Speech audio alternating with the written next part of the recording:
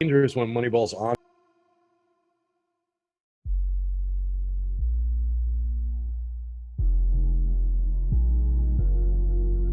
Best lineups anybody's ever built. I'm Peter Brand.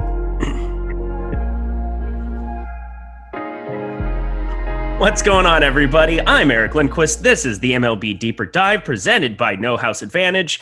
I am here on a bright and early 8 a.m. shift here on the West Coast. Terry, what's it like in the future there, 11 a.m. Where you're at? I don't want to spoil it. Let me just tell you some crazy shit's about to happen in the next 3 hours. So put the news on, just keep on watching. It's going to be wild. If there's actually an earthquake or something that happens at this point in time, that would be incredible. You would literally be God. I hope not. I hope I didn't just do that. Let's hope it's something good, not bad. And it's been a nice, peaceful morning over here in reality. Woke up like 2.5 hours ago, knocked out my baseball article. So it's been 100% baseball so far today for me. So that's never a bad thing to start the day. I was going to say, that seems like something you'd be okay with. I'm okay with it. So, yeah, and I mean, we're here to talk this slate. We've got 11 games to get to. Before we start anything else, our sponsor, No House Advantage. They take a different spin on daily fantasy sports. They offer cash prizes in NBA, MLB, NFL. When that starts up, my God, it's getting here. It's inching closer. And then PGA, of course.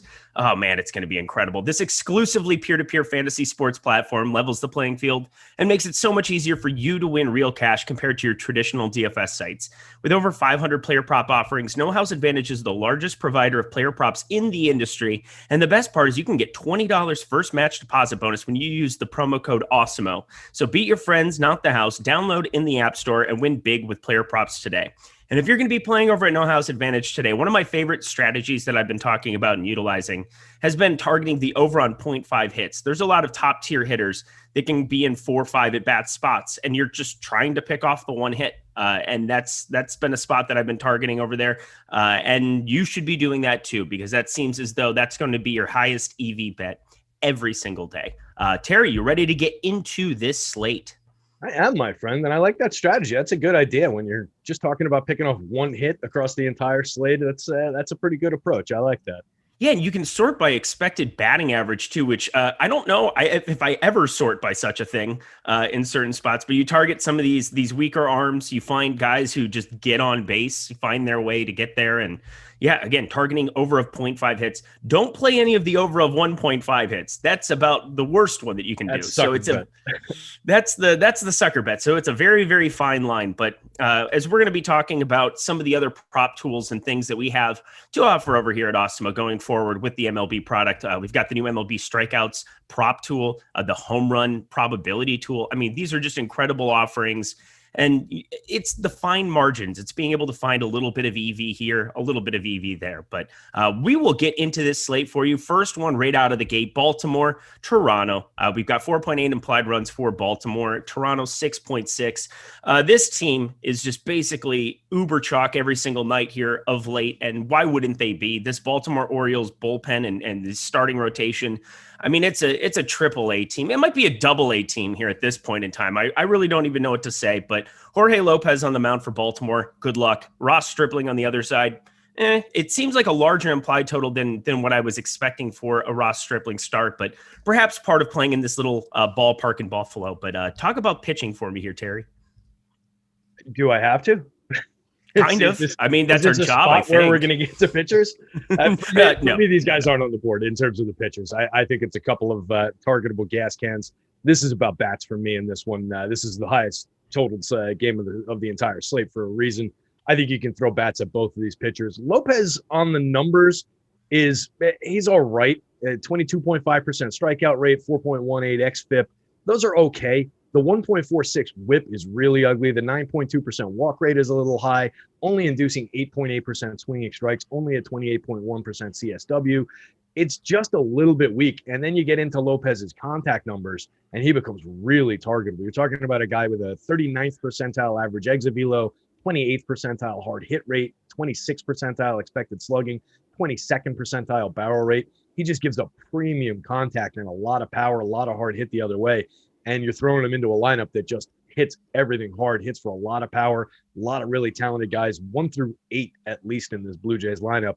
And I don't want to be that mean to Reese McGuire, so I'll say we can play this lineup top to bottom on the Blue Jays side of things. And I'm getting good power marks on the other side for the Orioles. Ross Stripling, 25.7% strikeout rate, 4.12 xFIP, a 1.23 whip on the season, 10.5% swinging strikes induced, pitching a little bit better than his opponent, probably a little bit more talented than his opponent. But I think there's just enough on the bone that we can go to the other side of this one. Particularly, it doesn't look like the Orioles are getting that much attention. Some of the more interesting power hitters in the lineup, like Santander, like Austin Hayes, like Trey Mancini, like Ryan Mountcastle, all under-owned, under 10%. Some of them really under-owned. Mountcastle coming in at only 1.5% ownership on FanDuel, 5% on DK. You get him at first base and outfield. You can move a few of these guys around. So I don't hate the Orioles bats either here. And you're throwing them against Stripling, who similar metrics in the contact numbers. 12th percentile barrel rate is stands out. This is a guy you can get the bat on the ball. I will say Baltimore against right-handed pitching on the season, 81 WRC plus, second worst in the bigs, 25.1% K percentage. It's not like my favorite spot to be going, but God, I mean, for me, the entire thing about this entire game is trying to figure out what to do, how to stack up Toronto. Yesterday, I thought that the route was to play Lourdes Gurriel in my stacks, and that definitely did not come to fruition. Thank God he's out of the lineup today. Don't even have that problem. But how are you stacking up Toronto here? Because, I mean, everybody, as you said, 1 through 8 looks really appealing. Maybe have more than one gap in the stacks, or is there a specific way you're going to go about playing Toronto today? Because, as you said, it's a very difficult spot not to be going to. Yeah, so Lourdes Gurriel is one of my favorite guys in this lineup to do that with. I like his talent. He's another one of these multi-generation guys. It's just his dad played in Cuba. We don't know that much about him, but his brother is the other Gurriel on the Astros that we talk about all the time. Mm-hmm. And they're both just supremely talented guys. So losing him out of the bottom of the lineup here is a pain in the ass. But you still get Grichuk under 12% ownership. He's got a ton of pop. Not the greatest guy in terms of the hit tool, the on-base skills, but a guy who can clear the bases of these other hitters that you're rostering. So he makes sense as an end cap for like a mid-lineup stack. And then you can build in like Springer and Biggio above him. Neither one of those guys is going too crazy owned. So if you're doing like something that starts in the middle and goes down to a Grichuk, I think that works. You're offsetting enough ownership. You're offsetting a lot of cost. If you're just straight line building from, Semien, Bichette, Guerrero, Teoscar, or even if you're skipping Bichette in there and going Guerrero, Teoscar, and one of these other hitters, you're just kind of walking into a lot of heavy ownership, particularly around Semien, who's up over 25% on both sides. So there's just a lot of weight at the top end of this lineup. It's very good. I think it makes sense to put them together in as many unique combinations as possible. It's just difficult to do.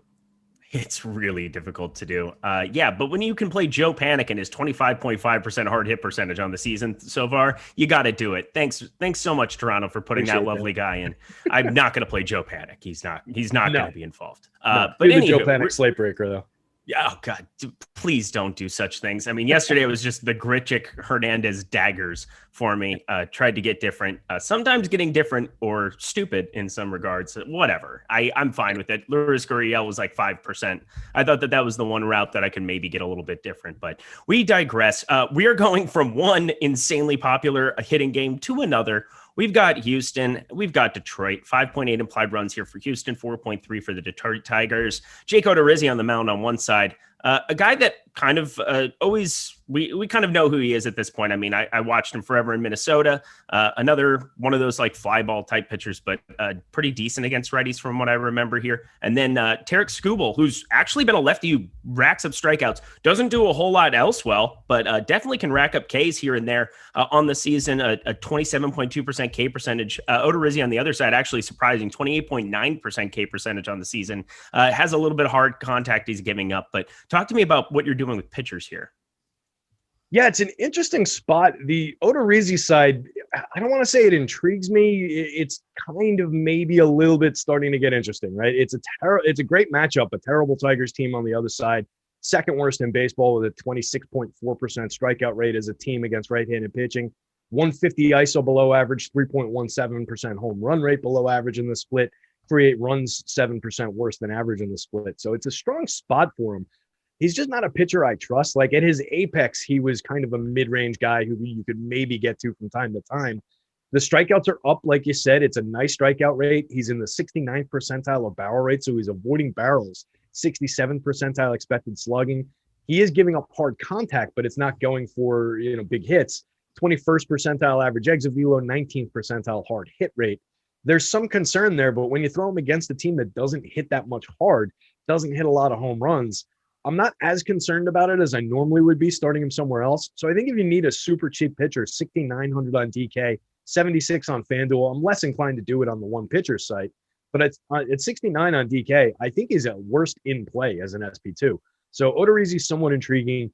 Skubal, for all the strikeouts, it's just I'm too concerned about this quality of an offense. The Astros are just ridiculous against both hands, and they're extremely, extremely good against lefties in terms of not striking out. 17.6% on the season as a team. The next highest team is the next lowest rather is Pittsburgh at 20.4%. You're talking about 3 percentage points of separation there. That is extreme. They create runs 28% better than average against lefties, best in baseball. The home runs, the power is only around league average of 169 ISO, a 3.54 home run, 3.54% home run rate. So, maybe they don't hit 30 home runs against Skubal today, but I see them driving the ball. I see a lot of sequential hitting against the kid here, and he's struggling. I mean, outside of the strikeouts, 2nd percentile barrel rate, 17th percentile average exit velo, 18th percentile hard hit rate, 12th percentile expected slugging. Those are just ugly numbers, giving up an average 19.6 degree launch angle. That is premium for power. This is an Astros team that hits for power. My home run model's liking them up and down. So again, we might just get a couple home runs and a big score. We might get a lot of home runs with a big score. Either way, I'm seeing the Astros going off here. Skubal, man. Yeah. And also I will let it be known his strikeouts were down significantly in the last spot up against St. Louis. Given they've got a bunch of dudes, then they're much better against lefties here with the Arenados and the Goldschmidts of the world, but only 4 strikeouts in that spot, 97 pitches. I'm not saying the sticky stuff. It's going to affect some guys and it's going to not affect others as much, but that's just something to make note of where the strikeouts might not even be there, especially against this Astros team. I don't really think that there's a reason to be going to that. Also 128 WRC plus against lefties for the season for Houston. That's a dumb number, but anything else specifically pitching? I think, as you said, you laid it out pretty clearly. Jake Odorizzi, he's fine. He's gaining a lot of ownership though, compared to what his top 2 percentage is over on DK. So I'm probably going to be underweight there for sure. But anything else there? Or do you just want to go to the bats here? Yeah, I think it's just about the bats at this point, and that would probably be primarily on the Astros side of things. I think we'd probably agree on that. Miles Straw in the 2-hole. Yay! I did not love that. I hate it so much; it's unbelievable. God, go ahead, go talk about Houston here for me. Yeah, I mean, look, I guess he is up to a 335 on base at this point, so it's not as egregious as maybe it would have been earlier in the season. But yeah, dude's not a 2-hitter. So that's a little bit of a hole in the lineup. But if he does get on, he's blazingly fast. So he's a guy who can score from first base on a single. He's a guy who can steal you a bag. So there is productivity there. He's going to be ahead of Yuli Gurriel, I was struggling to remember his first name before, a hitter that I do not think gets enough respect in everything that we do in MLB DFS. He's just excellent. So I think we can roster Yuli. Getting a little bit of ownership, actually. He's only 3,300 in that, coming in around 12% on FanDuel, but only around 6% on DK. Just this team is under-owned for the quality of this spot, the upside. Jordan Alvarez not getting any ownership on DK. Carlos Correa not getting any. Kyle Tucker not getting any. I know it's lefty for Alvarez and Tucker, but both those guys smoke lefties and are in prime spots to hit for power here. I think people are making a mistake leaving them out. This is a go-to spot, particularly with people not on them. Abraham Toro is somebody I think people are probably sleeping on. No ownership on him on either site. 3,400 on DK. He's a third baseman over there. 2,500 at third base on FanDuel. Filling in for Bregman. He's a switch hitter with a ton of power. A lot of pop through the minor leagues. He's got the ability. So we could see something interesting out of Toro here as well. 2 home runs in his 45 plate appearances so far. 154 ISO. There's a lot to like, at least 1 through 7 in this lineup.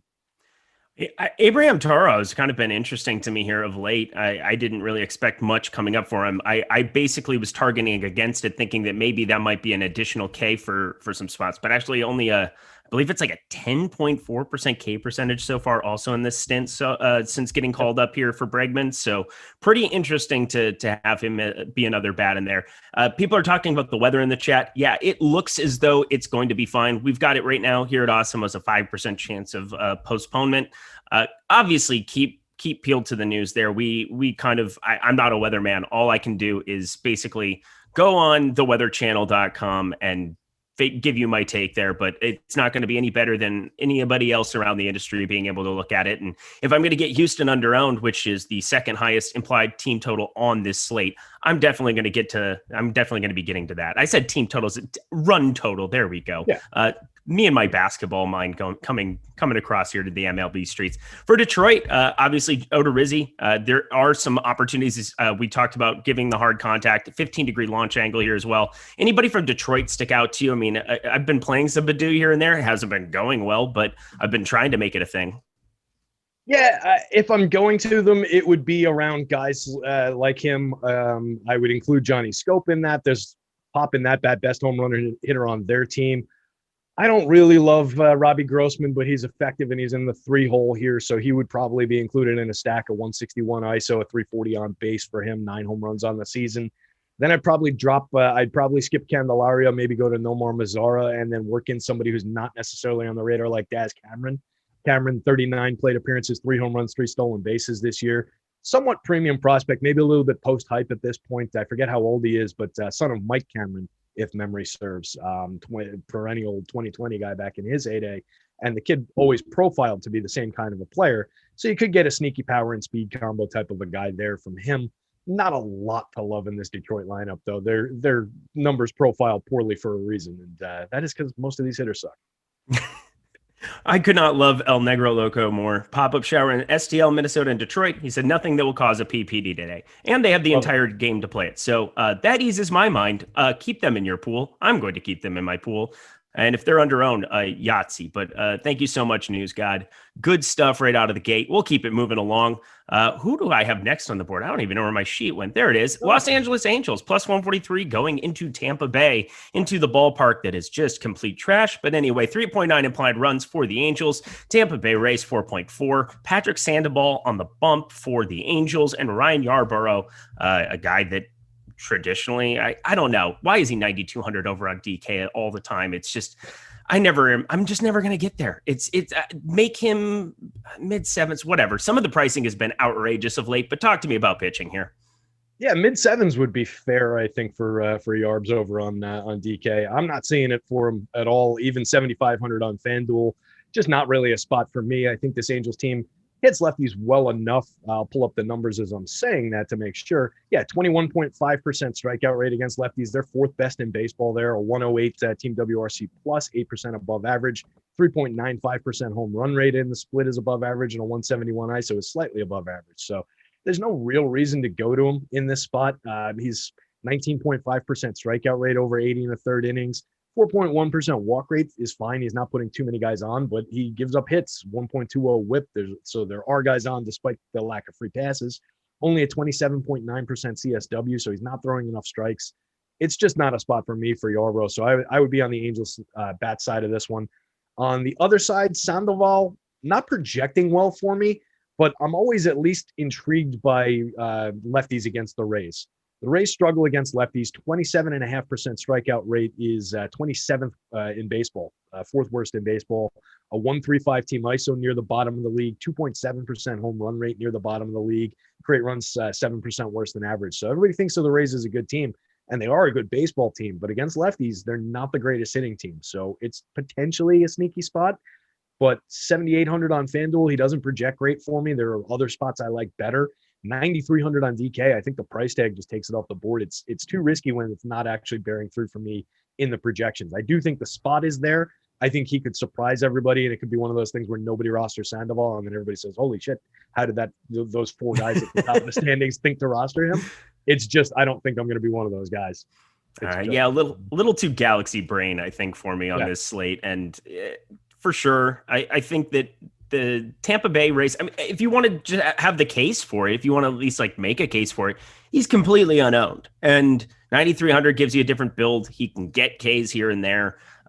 Just not the most appealing spot on this slate. Ballpark definitely helps, but he already pitches in a pretty decent ballpark. Anaheim isn't the worst spot to be going in for a lefty. Gives up more lefty power now. But yeah, righties going into that stadium. It's incredible what Mike Trout does considering his ballpark over the last however many years. It's just ridiculous. But anything else here?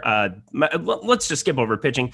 Shohei Ohtani hits a lot of home runs, so maybe rostering him as a one-off, but that seems to be something that everybody does now at this point in time. Anybody else from the Angels you might be looking to? I tell you what, unless I have ownership, it looks like Ohtani's wide open today. I've got him at 0.5 on DK and 0.9 on FanDuel. Well, we're going to jam that in. I think that might be a product of how many expensive pitchers we have on the slate that we might want to be rostering. And why not play a guy with double dong potential in the leadoff hole and going absolutely nuts this season? Yeah. I think we just found a pretty quality one-off for everybody. So, 24 home runs. Our work here is done. Play the guy with 24 home runs. Yeah. Sometimes his job's easy. You get him with multi-position on DK as well. There's plenty to like there. The projected lineup that I have for the Angels is maybe not the greatest when we think about what this team is supposed to look like, but I think there's definitely some upside. You can still get to Anthony Rendon despite some struggles that he's had this year. Jose Iglesias, a little bit underrated maybe in terms of his hit tool, his productivity. Sometimes it's not really shown through this year so far. You get Jared Walsh is further down the lineup than I was expecting him to be, so he is actually here. I just thought we were missing him, but he's got a great triple slash on the year, 287, 351, 567 with 18 home runs. So really like Walsh despite the lefty with Yarbs.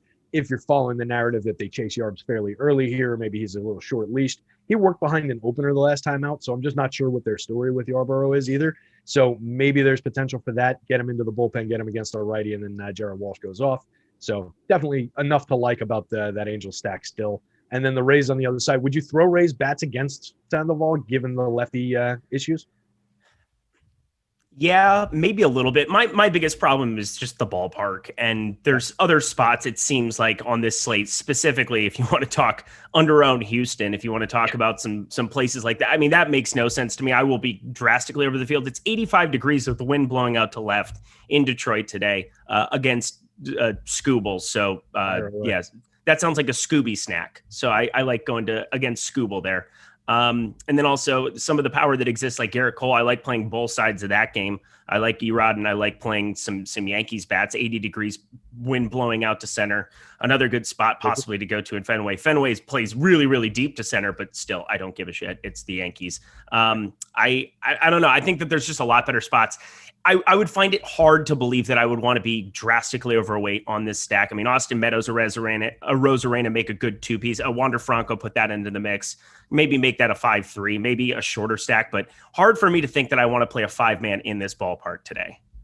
Yeah, I'm with you on that. And given the quality against lefties, there are good hitters here, but it would be a case where you're just kind of forcing them in and you're just sitting there like, oh, I don't have Randy Rosarena today against a lefty. And it's not really justifiable to force the stack in just because, we're maybe missing out on it.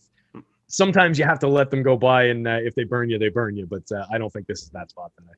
And I will bring it up because Loco brought it up, and I always want to give him a shout out. He does all the work for us here, but he said Fletcher leading off at 2.5K on FanDuel. That's a pass and a no from me. He's 2.3K on DK. I think if I were going to do anything, I'd maybe take a shot or two there, but probably a no for me both routes. The guy just is not very good.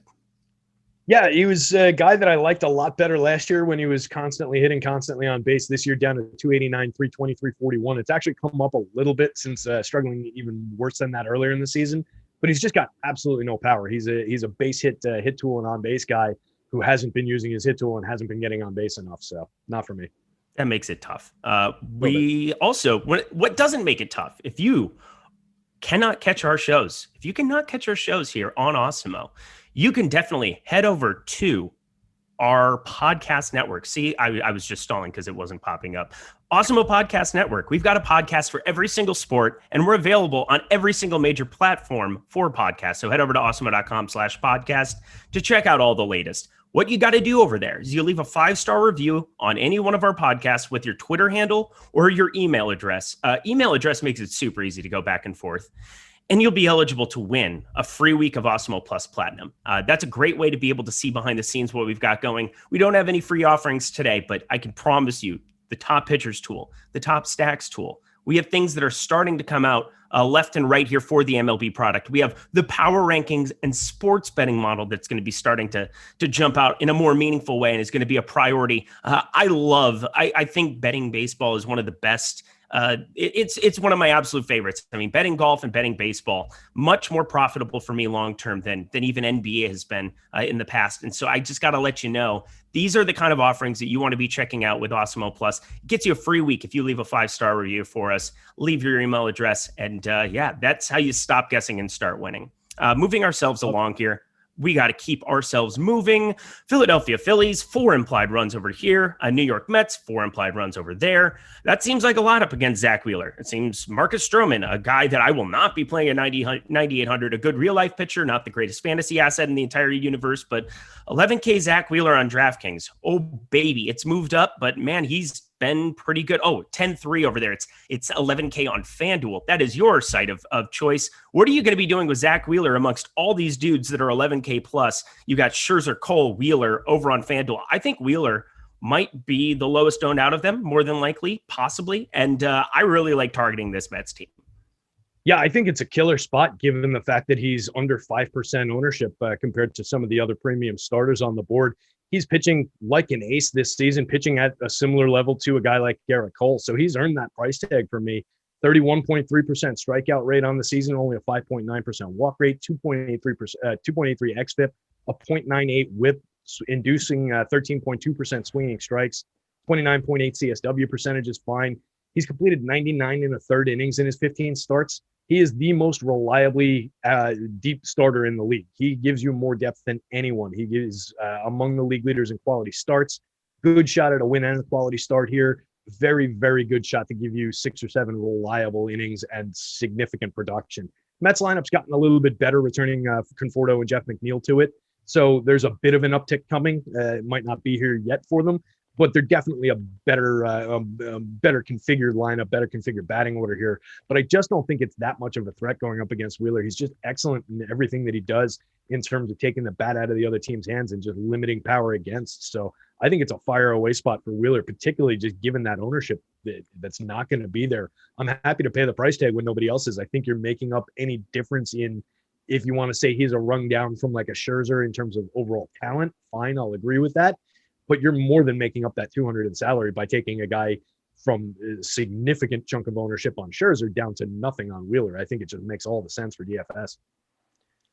I love it. I absolutely love it. Zach Wheeler's just an arm that I've been high on since he got in here. And last year he's kind of come to fruition. I just basically flat out made a stand that he was going to be better than Aaron Nola. And it seems as though we've reached that point. 31.3% K percentage, 30% hard hit percentage. What were you going to say? No, I was just agreeing with you. Yeah, I think he's at the point where we got to say he's better than Nola right now. It's incredible. Yeah. It makes me feel like I had one good call in baseball. So that's exciting for everybody in YouTube chat that might think otherwise. I feel good about it. Actually, you know what? I will say MLB YouTube chat. I have to slow clap a little bit for them because I mean, this is like the golf section where it's just so proper and so kind. NBA is like the Wild West, and you never know what you're going to get because everybody wants to have a hot take. And sometimes in baseball, it's simply math, and it's simply like, look, these are the numbers that it says. And sure, we have outlier situations in any sport. It's a highly variant sport, but I have to say, I do appreciate everybody in our YouTube chat. I feel like you've had the same experience. Yes. Absolutely. It's a totally different world. I think everybody in baseball in the chat is kind of more in it together and everybody's trying to find the right plays. And I think we all get that, like the variance, like all this stuff that we're talking about, none of this shit's actually going to happen today. It's going to be completely different than what we're talking about because it's baseball and that's how this stuff goes. We'll get a few things right and we got to hope that we get more right than we get wrong. But I think everybody in our chat gets that and we all kind of look for the same plays and try and help each other out. So it's a great group. It's a great community. And if my 1% Detroit stack goes off, I won't get slandered for it because it's understood that you can still have 1% of a Detroit stack and it doesn't make you the worst person. If you say you don't like the stack, it's like, yeah, I don't like it, but I'm going to have 1% of them in my pool more than likely. And that could be the one that ends up winning it. And hopefully people can understand that. That's it. And look, in basketball too, everybody's chasing those exact same couple chalky plays. And when guys are 99% owned, it's like, all right, we were all going down the same thing together. So everybody's going to be pissed at you. It's like, it just makes a difference when you can spread it out a little bit too, I think. I will be on NBA Live before lock this evening with Aton, the new father. I get to hang out with him. And here's a sneak peek. Play Giannis at Antetokounmpo. There you go. That's my hot take for the day. Back to baseball. So we've got on that one side. Are you going to be doing anything with Marcus Stroman? Because I do think that there's sneaky stack potential going to the Phillies here up against him. Not a fantasy relevant pitcher for me, not 9,800. Seems like he's just living on a prayer. I will say the launch angle average 5 degrees. That's fantastic. That's the one nice thing to see, but gives up hard contact.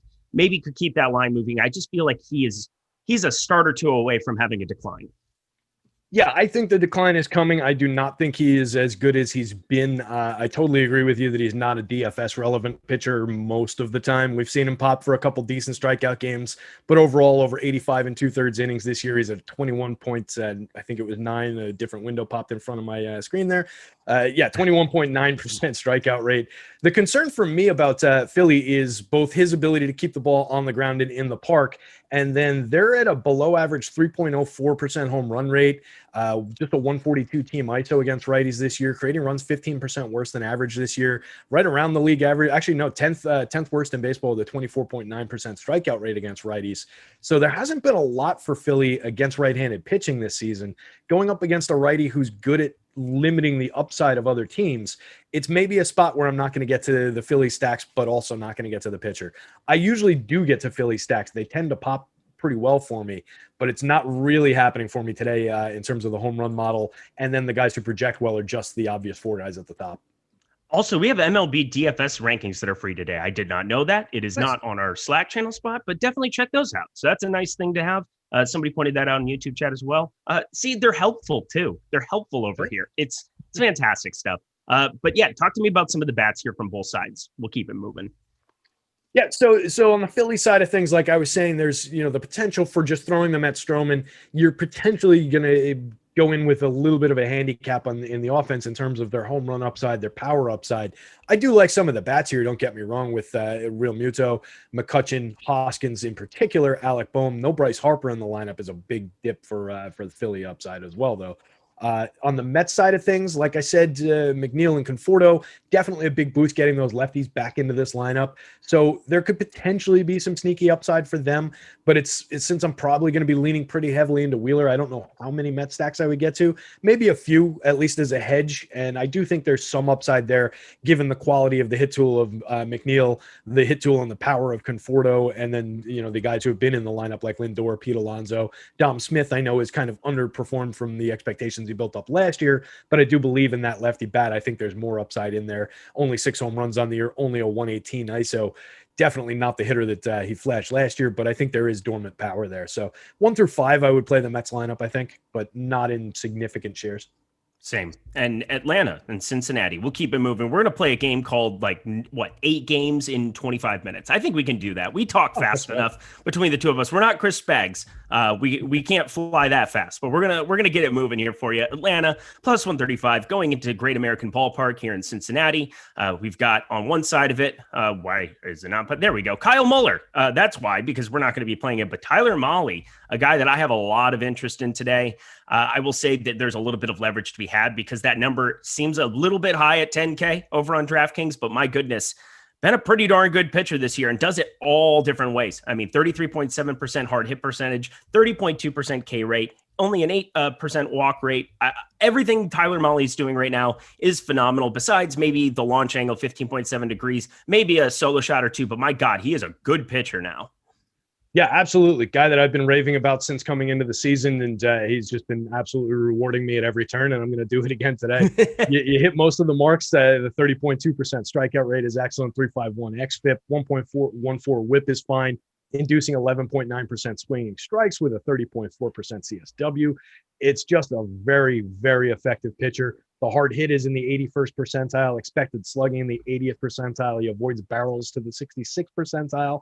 Lot to like here. The one thing I was concerned about is he's a heavy spin guy, and he's a guy who over the last 3 years took his spin from down here to way up here. He made massive, massive changes, the most notable in the league as far as guys I've ever dug into. So I was a little bit concerned that maybe we'd have some impact from the sticky stuff and all of that. But it looks like, just looking at his average spin rate over the last few starts, It's maybe ticked down a little bit, but it's not as noticeable as some of these other guys who have like a significant downturn in their graph here. So I'm not really worried about it anymore. He throws an effective mix of a bunch of pitches. Really like the spot for Mahle. Not going to be that many guys on him. 7.7% ownership for only 8,800 on FanDuel. You can sign me up for that. Even against the tough Braves lineup, they're pretty good righty-righty. Not as good as they were last season. There is certainly some quality here, though, but there are strikeouts available for him. 25% strikeout rate, ninth worst in baseball for the Braves this year. The 4.27% home run rate and the 187 team ISO are a little bit concerning, but like you said, most likely going to be a solo shot, maybe two solo shots. Not going to do that much damage and big strikeout upside. And not only that, but the one effective pitch that he throws with a 39.1% whiff percentage is that split finger. He only throws it about 11% of the time, but the spin rate on it is already low, 1916 on it. RPMs, it's a pretty darn low number. So that pitch still being effective is a definite thing. To see that that's been flat over the last couple starts. Just a small little addition to throw in there. I'm trying to sound smart in front of Terry is what I'm trying to do. It's fine. If I can get a smile out of him and get something, that's a plus. But as you said, there's some quality on the other side of it. Let's actually start because I think that this is the team that I'm more interested in, and it just shows with the 5.4 implied team total here. Because we know that you can play Ozzie Albies and Freddie Freeman and Ronald Acuna against anybody. Might work out. We're going to be a little bit lighter on them for sure. Already gaining a little bit of ownership there. But the Cincinnati Reds, my goodness, this is a team we got to talk about. Castellanos drawing around 17% ownership on DK. Stevenson, a guy who's whenever he's in the four hole seems to be a popular catcher option. Doesn't seem like it today though, because he's 4,500 and we're trying to pay up for pitching. But talk to me about Cincinnati and their potential. Yeah, so that actually could be an intriguing spot, right? When you're getting Stevenson catching on DK where you need a catcher, he's cleaning up in this lineup. He's 4,500. Yeah, makes it a little bumpy to get to the best possible pitchers or two great stacks or whatever you want, however you want to look at it. But that's not the craziest high price. And for that spot in this lineup, that's appealing when it's under 5% ownership. So that's something that I would definitely keep in mind, either looking for a one-off catcher on DK if you've got the money or in part of red stacks. Losing Jesse Winker out of this lineup kind of sucks, but they take him out a decent amount of the time lefty-lefty. You still get Votto, Castellanos, Stevenson, Eugenio Suarez, and Aristides Aquino with significant power upside for all of those hitters. So going 2 through 6 there in the lineup, totally like that.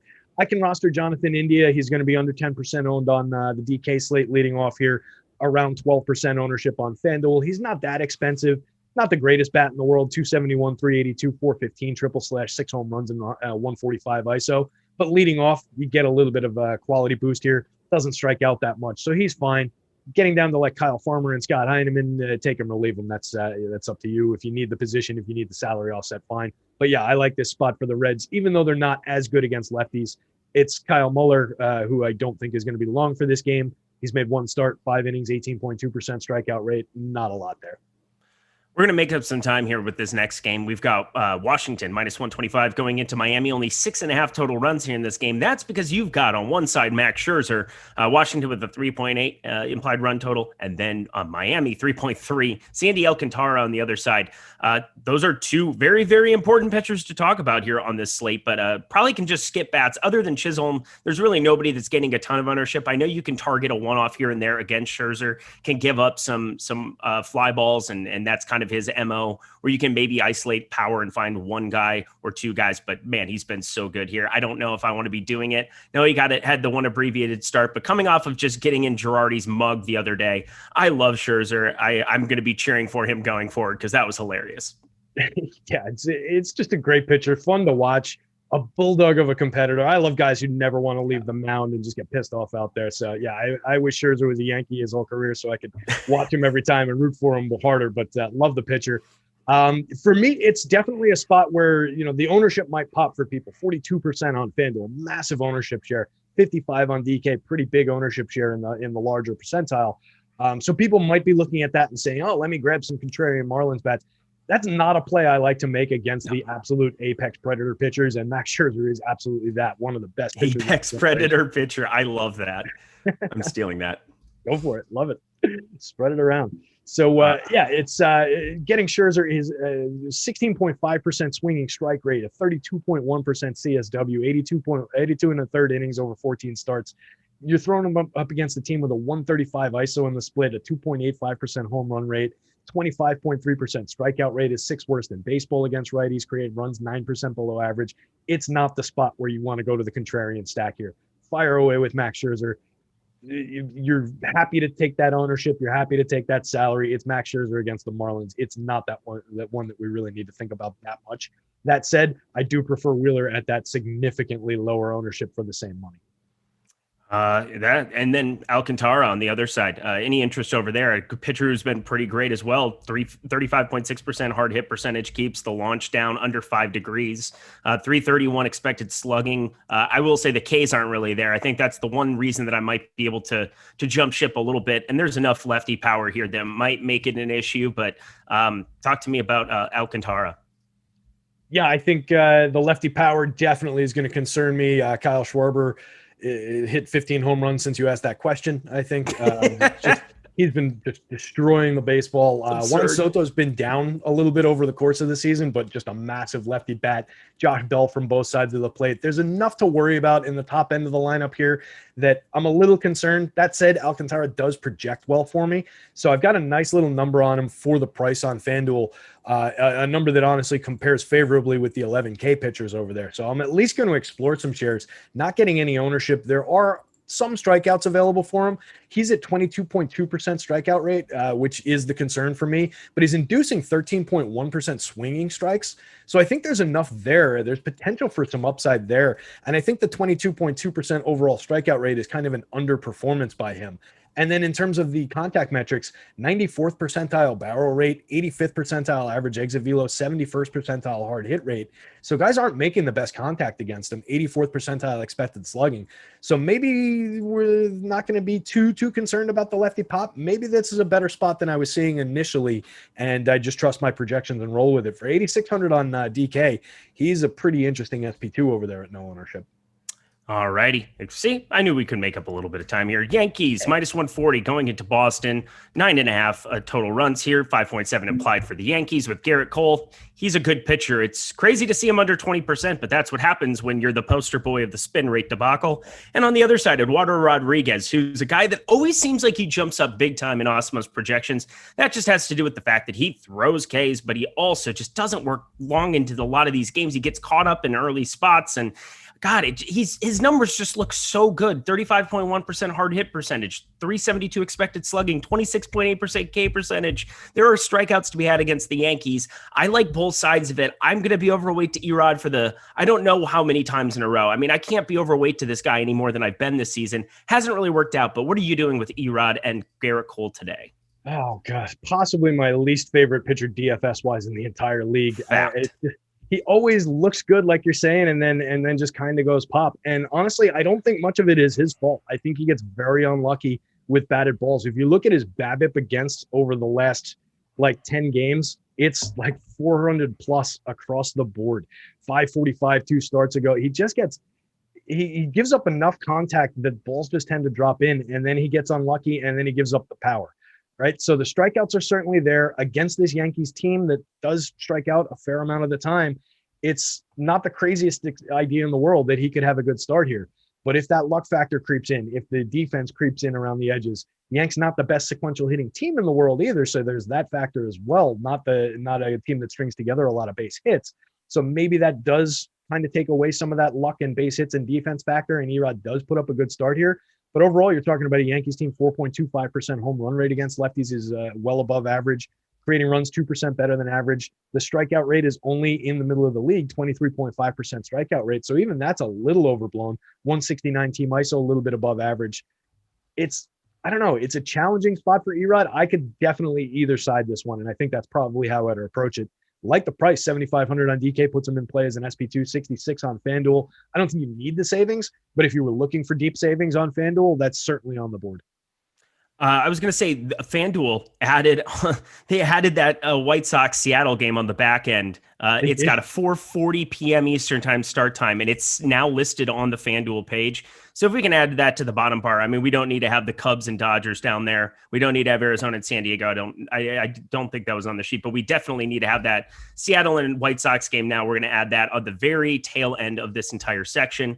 But the usual guys for the Yankees for sure. LeMahieu, Judge, Voit. If you're going to be targeting Urod, I mean, I'm going to have both sides of this game a lot, just hoping that it pops one way or the other. And maybe it's a spot where Urod can actually survive and can make it work for me, because I want it to. Maybe I'm just trying to manifest such things into being. But as a Yankees fan, I mean, of course you're playing the Yankees here, right?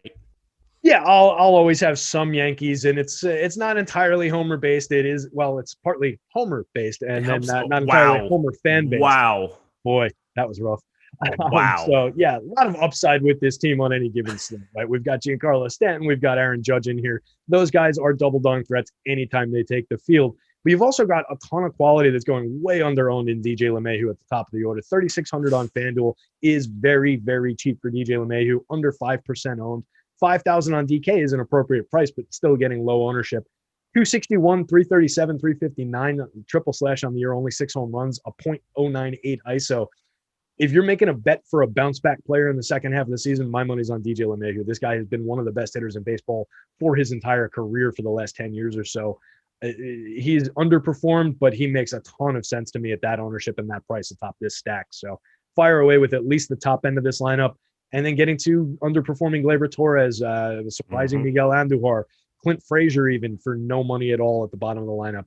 Everybody loves to roster Higgy when he's in the lineup. I prefer Gary Sanchez. But Higgy's sneaky with 6 home runs and a 247 ISO from the 9 spot. You're talking about a sub-Mendoza hitter at 191, 273, 438, but there's something there. So if you want to get to Higgy, particularly on DK where you need a catcher, I don't hate that. I love playing guys like Andujar who have a 3.7% walk rate, where I know I'm not getting shorted in my at-bats. Like it's a nice feeling to know that the dude's going to come to the plate and he's going to be swinging. Feels really nice. Sure, do not play him in cash. How about that in the 7 hole? Pretty easy avoid in those kind of things. Not that I ever look at playing that much cash. Do it more in baseball probably than any other sport, but I digress. Sure. On the other side of it, we kind of know that any Boston love here. I will say higher implied total than I was expecting to see out of them here. 4.5 implied runs. I think that maybe that has to do with a little bit of the humidity there. 68% humidity. Again, wind blowing straight out to center, 13 miles per hour. Garrett Cole hasn't been as sharp, but still getting the job done for the most part. Any Boston love? It would probably be stretching just to get to a team to be contrarian for contrarian's sake. And Cole's not like massively owned to 10% ownership. I'd rather grab some of the pricey Cole shares. I still believe in the talent. There is a notable dip in the spin rate after the sticky stuff narrative. He was the poster boy, like you said, of that whole thing. That said, I think you're talking about maybe it shaves off the absolute top end of his talent, but he's still a super, super talented guy. So I'm going to ride that until it totally goes bust. I do like getting to this Sox lineup, though. They're just incredible in terms of run creation. The middle of the lineup, the 2 through 6 hitters have an average WRC plus of 130. So their average is 30% above average in run creation. Talking about Verdugo, Martinez, Bogarts, Devers, and Renfroe there. So that's your 5-man if you want to go to it. They're going to be completely under-owned, create runs like crazy, plenty of power there. Cleveland plus 125 going into Target Field into Minnesota, 9.5 total runs there. We've got on one side of it, we've got Sam Henges, who's just not a good pitcher whatsoever. Minnesota Twins, one of my favorite spots to be going on this entire slate. I will say they're going way over-owned over on DraftKings. That is a problem. I will have to address that a little bit later. I have too much Minnesota in my first couple of builds is what I just learned there, but hard not to have a little bit of love against a lefty who's giving up a 544 expected slugging. Can get some Ks here and there, 24.3%. That's not anything we're going to be targeting on this slate. Also walks a bunch of dudes, just seems like a prime stack spot. And then J.A. Happ on the other side, so bad. This entire game, I think that I'm going to still have a lot of it. What are you going to be doing? We don't even need to talk about pitchers. You want to just jump to bats? Yeah, if anybody out there, if you're considering rostering a pitcher from this game, you are nuts and you're not doing DFS right. Neither one of these guys is remotely on the board. All about the bats. Everybody is targeting, I think, the Twins. Everybody knows fire away against a lefty, particularly a bad lefty, particularly a lefty who's 24.5% CSW percentage, so just not throwing strikes. And that's with a 10.8% swinging strike rate. So he's just not hitting the plate, not throwing called strikes at all.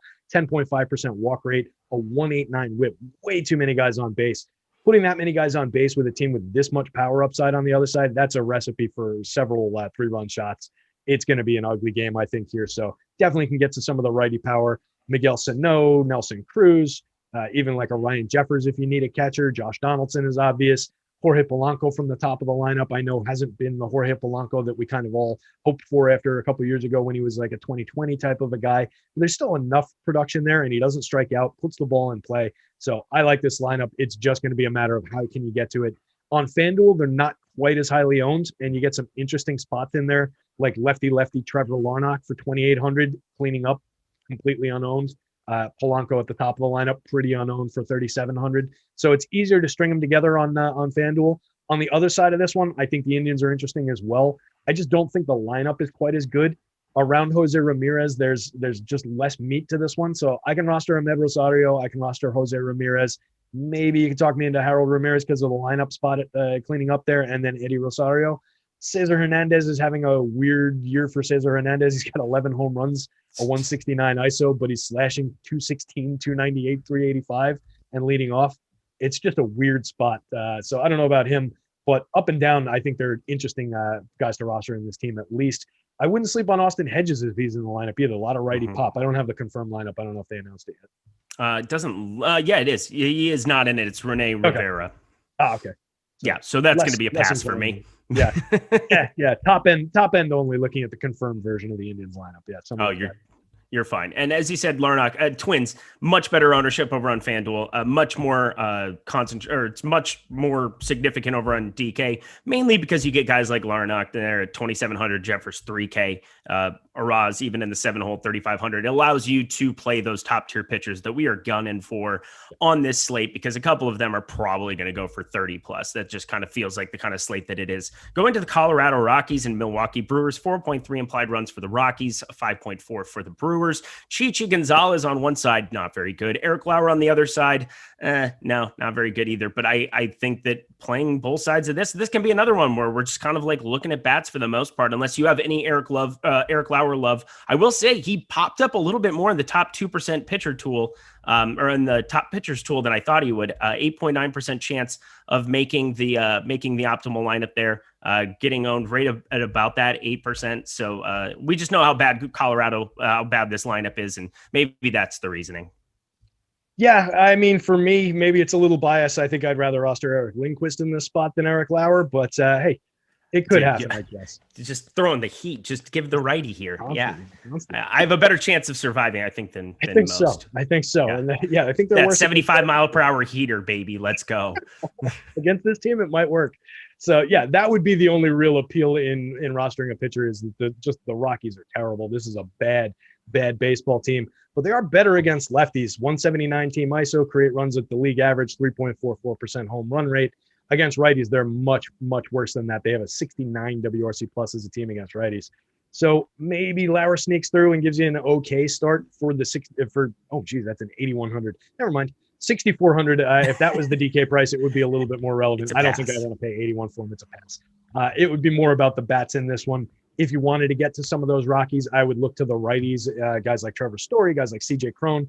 Brendan Rodgers is in the projected lineup. I don't have the confirmed for them either. On the Brewers side of things, definitely wouldn't roster Chichi Gonzalez. I think there's some upside. I don't love Colton Wong as much as a lot of people seem to. 284, 341, 479 on the season. 7 home runs with a 195 ISO is fine. Creating runs fine, above average. He's good. It's just not a guy I get to a ton. But building him into the top of a stack with Yelich, with Avi Garcia, and like Omar Narvaez, that's the playable approach here. Kiston Hira, massively disappointing at 132, 219, 246 on the season. I've got him in the projected lineup here. I don't know that he's going to – oh, it looks like it just dropped the confirmed. Let's see if he's in there. He is. He's in the 7-hole ahead of Jackie Bradley. So he got demoted down to AAA because so I have some Milwaukee tie. Just a buddy of mine is friends with one of the guys on the team, and so we basically go back and forth. Easy over there, Tyler. Easy. How about that? Don't give me that. Jazz him. Anyway, they sent Keston Hira down. He just had a huge strikeout problem at the beginning of the season, could not make contact, and went to AAA. It seemed like it looked a little bit better. Had one game where he popped here since getting back, but just trying to gain some confidence probably as well. Probably the nice Freudian slip, good way of putting it. but 7-hole for him, basically giving him the Byron Buxton treatment when he would go and rake in spring training, then couldn't hit in the majors when he got up to the 2 or 3 hole. And so they'd put him in the 9 hole and he would rake from that spot. So maybe getting some confidence going for him there. But against Chichi Gonzalez, I think everything is in play. Christian Yelich, you want to talk about a down year. That guy is having a down year, not really lofting the ball in the air, but starting to get it going. Still is a 55.4% hard hit percentage, but a 1.9 degree launch angle. I mean, you're basically hoping for like 3 doubles at this point in time. However, he did homer this weekend. So there's that. Anybody from Milwaukee that sticks out to you meaningfully?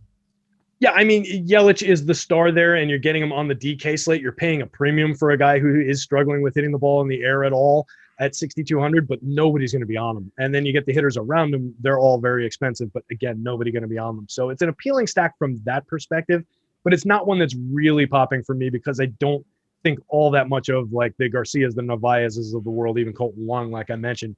It's really Christian Yelich in this lineup for me. I'm wondering if he's hiding some kind of a wrist injury or something, because that swing profile has changed significantly. To have lower back injury. Lower back. That was the one we know about, right? Yep. Yeah. Yeah. I'm curious. I think his back might be having some issues. I think. Yeah. There's something going on there for sure. But we're going to keep it moving. We got Pittsburgh, St. Louis plus 130. Hopefully the guys don't mind. We're going to go 5 over. It was 11 games to jam in, now 12 total. Terry, you have seniority at this point in time. Yeah, tell EMac his place. He can just chill on the sidelines. Actually, I would never do such things. I love you, EMac. Don't hurt me. We've got Pittsburgh plus 130, St. Louis 9.5 total runs here. Going to the Pittsburgh side, Max Krenick. I don't know anything about him. And then Johan Oviedo. I know a lot about him at this point in time, and I have no desire to be playing him at this point in time. Decent enough, real-life pitcher, just no desire to play him from a fantasy perspective. But talk to me about pitchers here. Yeah, not much here that I'm getting to. 6,700 for Oviedo, 6,500 on FanDuel. If you wanted to get to him, I don't totally hate it just because of how inept this Pittsburgh offense is. 11% worse than average creating runs against righties, a 2.4% home run rate, a 1.28 team ISO. So they're not a good offense going against him. That said, they have returned Colin Moran to the lineup. They added Brian Hayes to the lineup a few weeks ago, and they've been better since that. The top end of this lineup isn't completely awful, particularly Hayes, Reynolds, Moran, and Polanco. If you're looking for a stack in there, I'm not going to the Pirates bats. I'm not really going to be going to Oviedo either. But I think if you needed a super cheap guy on DK, he's at least on the board given the matchup here. 17% strikeout rate. There's not much there for him, and they don't strike out a lot. That would be my primary concern in rostering him. So you're basically looking for one of those starts where he just gets through clean and maybe has a couple of strikeouts, but he's not going to give you an upside start. So that's what you're dealing with there. Cards, I can always get to their power upside, particularly around Goldschmidt, Arenado, and Tyler O'Neill. Tommy Edman, I think, is an interesting hitter when he's going right. He's got a little mid-range power, 13 stolen bases on the year. So for DFS production going up against the guy, Max Krenick, who I also don't really know anything about, I think there's definitely some upside there. Looking at Krenick, 17.3% strikeout rate in the high A, 23.9 in low A, 19.2 in rookie ball, 23.8 this year in triple A. Don't think he's much of a pitcher. I think we can target him with some Cardinals bats. I think that's a great call as well. Moving it along, we're going to finish this out great. Hit that like button while you guys are at it. We've got a lot of people in here, over 450 people at the moment. Like button. It's such an easy thing to do. It does so many good things for us. Gives you the good karma going into tonight's slate, or this afternoon slate, or this morning slate if you're out here, in my regard. So anywho, Kansas City, Texas, minus 105 for Kansas City, 4.9 implied runs. Texas, 4.5 implied runs. Brady Singer on one side, garnering quite a bit of ownership here. That's kind of interesting over on DK. I mean, he's 6K. There's definitely that. And this Texas Rangers team, we know how we can target them here from time to time. And on the other side, we've got Jordan Lyles on the bump. That's going to be a no from me, dog. Talk to me about pitching. Yeah, I think it's an interesting spot for Singer. I wrote about him in my article, which is free on the site. You guys can grab on FanDuel. He's at 7,100, going fairly under-owned. I get a decent projection for him there. And then I think he's very much in play for 6K on the DK slate. 26% ownership. At that price, I think that ownership is at least playable. I don't think it's totally egregious. He's been around average in basically everything. 23.3% strikeout rate over 71 2/3 innings and 15 starts, a 4.09 xFIP. He's got an ugly whip, 1.49, only induces 9.9% swinging strikes, only a 29.7% CSW. Not excellent numbers, not ace level, But contact-wise, 77th percentile hard hit rate, 75th average exit velo, 85th barrel rate. Facing a Texas team, they strike out 25.1% of the time against righties, which is 8th worst in baseball.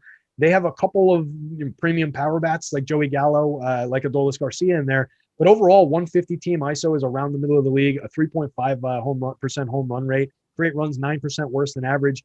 I think it's a somewhat targetable spot. And then working in price and then on FanDuel, the ownership spot there, Singer's at least interesting on this slate. So I would get to him. I could maybe throw a couple of the power bats back against him the other way, especially if I get to too big a share of Singer. I would do that to hedge, maybe get to some Joey Gallo, maybe get to some Adolis Garcia, some Nate Lowe in here. Those are the guys I would be looking to, maybe a three-man. If you wanted to grab Eli White, I don't totally hate it. He's a talented kid. On the other side, Jordan Lyles, not a pitcher I'm going to be rostering. Don't get a good projection for him. 18.5% strikeout rate on the season over 77 and a third. We know who Jordan Lyles is at this point. I think you can roster some Royals bats. I get good power marks on the 2, 3, 4, and 5 hitters. We know there's speed. We know there's a lot to like about the hit tool and the way that this team strings together hits. So I can definitely get to some Royals up and down. I think Jared Dyson could potentially be interesting in there for 2,000 dead minimum as a 7-hitter on FanDuel, some speed and some sneaky on base skills. So I don't hate this lineup at all going against a pitcher that I don't really think much of.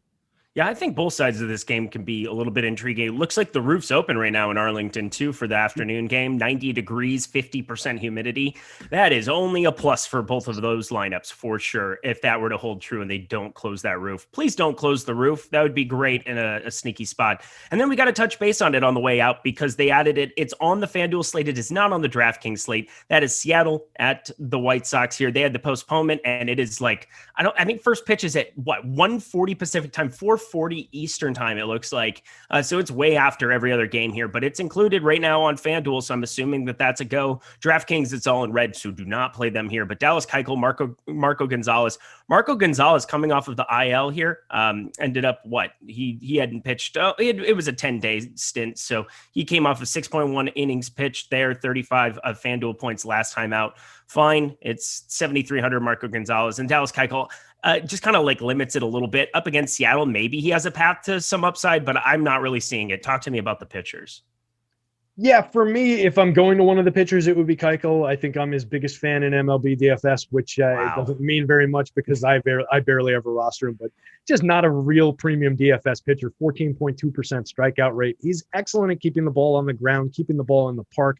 Typically doesn't do damage against you for your score. He's just going to give you that 25-ish FanDuel point kind of an outing on most days, and then hit the occasional upside spot for some strikeouts. So very unreliable guy in terms of DFS production. That said, going up against the Seattle team, active roster, striking out third worst in baseball against lefties with a 28% rate, 13% worse than average creating runs, just around average with a 3.59% home run rate against lefties, a 0.160 ISO is a little bit below average. So there's upside here, 8,000 on FanDuel. I might grab a couple of shares, but out of 150, we're talking about, 5 to 10 lineups, like an insignificant share. If he was a lot cheaper, it would be a lot more interesting. 7,400 on DK. If you wanted to mix him into your SP2 shares at small ownership, I don't mind it. I wouldn't have any Marco Gonzalez coming off the DL facing this White Sox team. So go ahead. He ended up getting scratched, so he's on paternity list. So he's going to be having a baby here. So we don't even know who that starter is going to be for Seattle. So I have really nothing I can say other than I'm probably going to be very interested in having some White Sox bats on FanDuel, regardless of who that ends up being. It's probably not going to be a quality starter if I had to guess, more than likely. So I guess keeping an alert out for that. They haven't named a starter, it looks like, but we know the White Sox have the power potential to possibly make to do some damage. And if people aren't paying attention, there could be some real low ownership on a spot where it's 80 degrees, winds blowing out to left, 75% humidity. Those are all pluses for me up against some unknown Seattle dude. So that's for sure there. And on the other side of it, we know Keuchel can keep the ground balls up, and that becomes a tough spot for me to want to get too much Seattle. Yeah, you're talking about a bad lineup against the guy who keeps the ball on the ground in the park. Everybody on the team is below 3,000 on FanDuel, but that's kind of for a reason, not seeing much upside in Seattle. I agree on the White Sox. I am more inclined to roster them against a lefty than a righty, but you're talking about a probably bad righty either way. So I would roster this team against anybody they bring out of the bullpen here. I was just looking at their bullpen, and I honestly can't even figure out who it could potentially be. Not a lot of recognizable names in terms of the long men in there. So I don't even know which one of these guys it might be, but they're primarily right-handed bullpen. So I expect it to be a righty. Yeah, so fire up the Grandal, fire up anybody with like lefty bat in that spot. Goodwin maybe up in the 2-hole. That would be a good spot to be looking at as well. No lineup because again, it's going to depend on whoever Seattle puts out there. We shall see. But Terry, we did it. 12 games in less than 70 minutes. We kind of stuck the landing here. Thanks to Max and EMac for letting us go a little bit over here. But any final words for the people before we get out of here? Good luck out there, everybody. Stick around for the next show. Those guys are going to take you up to lock and tell you all the great plays. I think we did a great job here, though, buddy. It was a fun one. And Brian Goodwin's a great call in the White Sox lineup, by the way. 205 career ISO, underrated. Yeah, very underrated. I would say him and Eaton, two of the more underrated players in baseball that I really like the way that the White Sox built this team. Eaton obviously not there right now, but anywho, we do have EMac and Max coming up right after us. They're gonna take you right up to lock. NBA Live before lock then as well. That's me and Aton hanging out at 7:30 p.m. Eastern time, leading you up to the Game 3 tip for the Bucks and the Hawks. Go Bucks. Got to say that flat out because I don't understand how the Hawks are doing this, but we will be talking about all the ins and outs of that game. Hit the like button, hit the subscribe button, hit the notification bell. We're out. Terry, thank you so much. I'm Eric. Catch you later.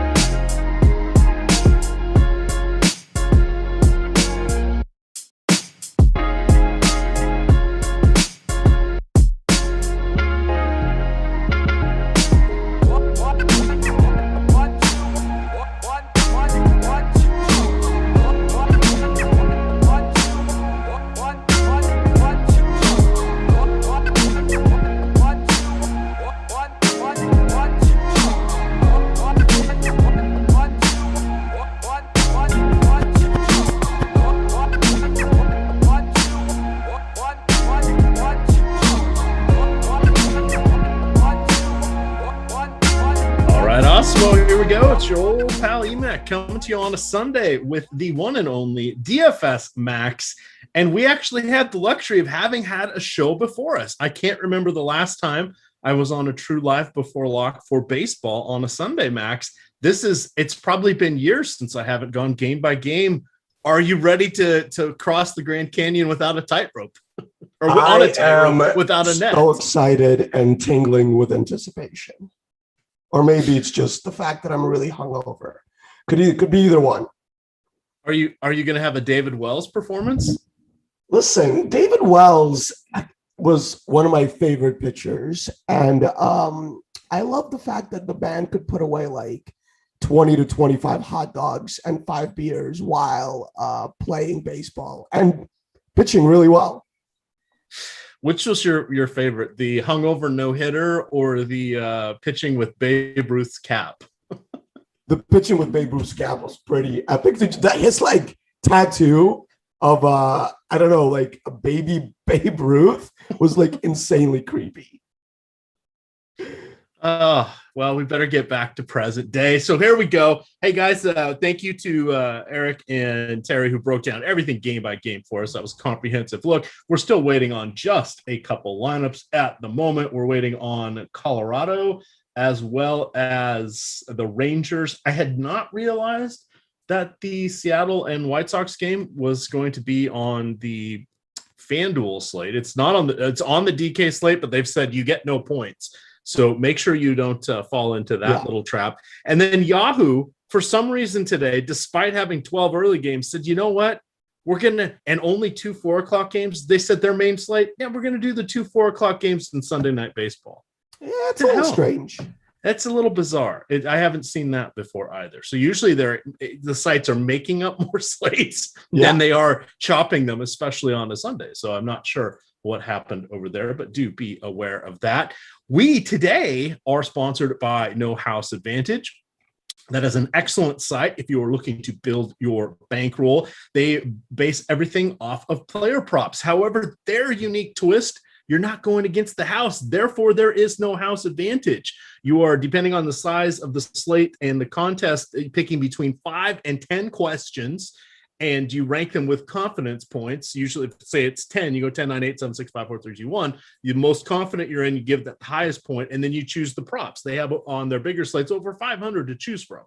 So you can pick, is it fantasy points scored? Is it rebounds? Is it hits, over a half a hit, below 1.5 hits, etc. So there's strikeout props. There's all sorts of goodness there. And we're working on the MLB projections for that, but we now have free NBA projections. So of course they've got the big contest for tonight, but you guys can check them out over there. Best part, you get a $20 deposit match bonus when you use the promo code Awesemo signing up for the first time and making that first deposit. Free $20, that'll come out of your account first into those contests. So check that out. They are on an app as well as nohouseadvantage.com.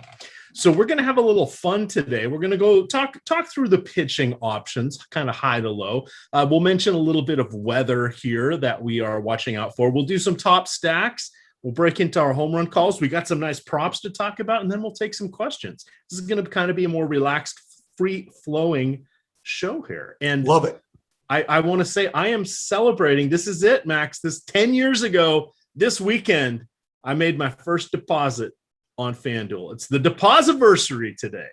Dude, that's pretty epic. Like, not a lot of people can say that, right? It's been there for a long time. Yeah. Been walking these DFS streets, and it gets tougher every day. You're an OG EMac. OG EMac. That should be your new Twitter name.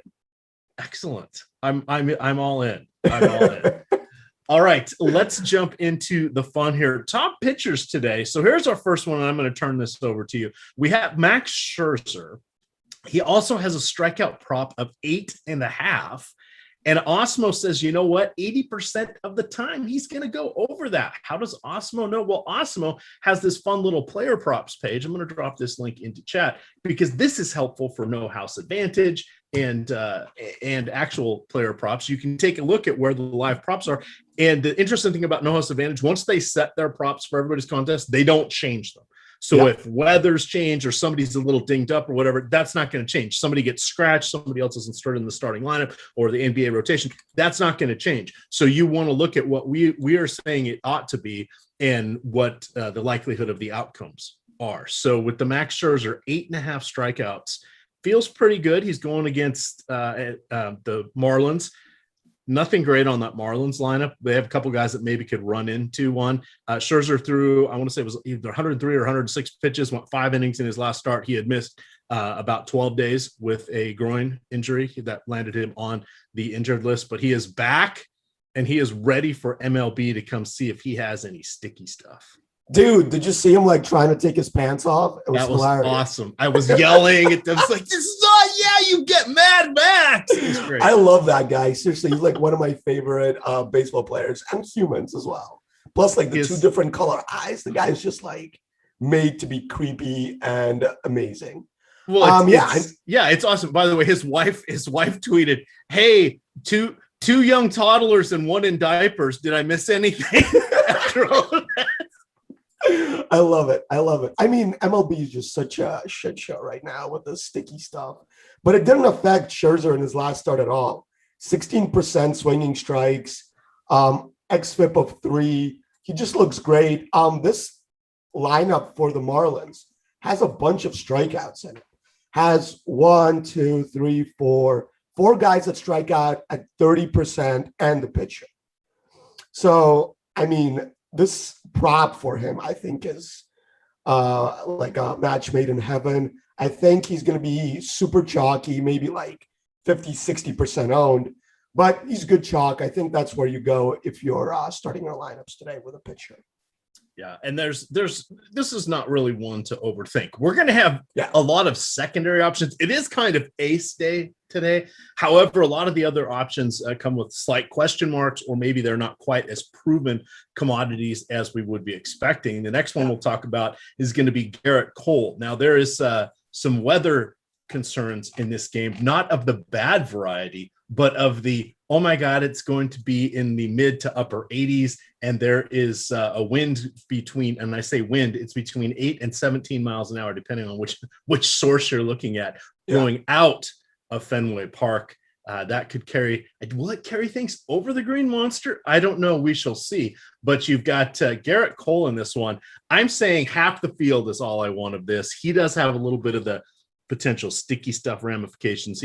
He's coming off a decent outing here. And the thing we have to remember about these pitchers, Max, and then I'm turning this over to you, that just because they don't have that extra sticky stuff, that doesn't mean they're all of a sudden bad pitchers. The two things it does is, one, it impacts their control, and two, it may affect how they grip or hold the ball. And we saw that with Glass. Now, he said he had to change and hold the ball harder and deeper. But what it does is it slightly changes their throwing motion just enough that it could strain something they're not used to being strained at this point.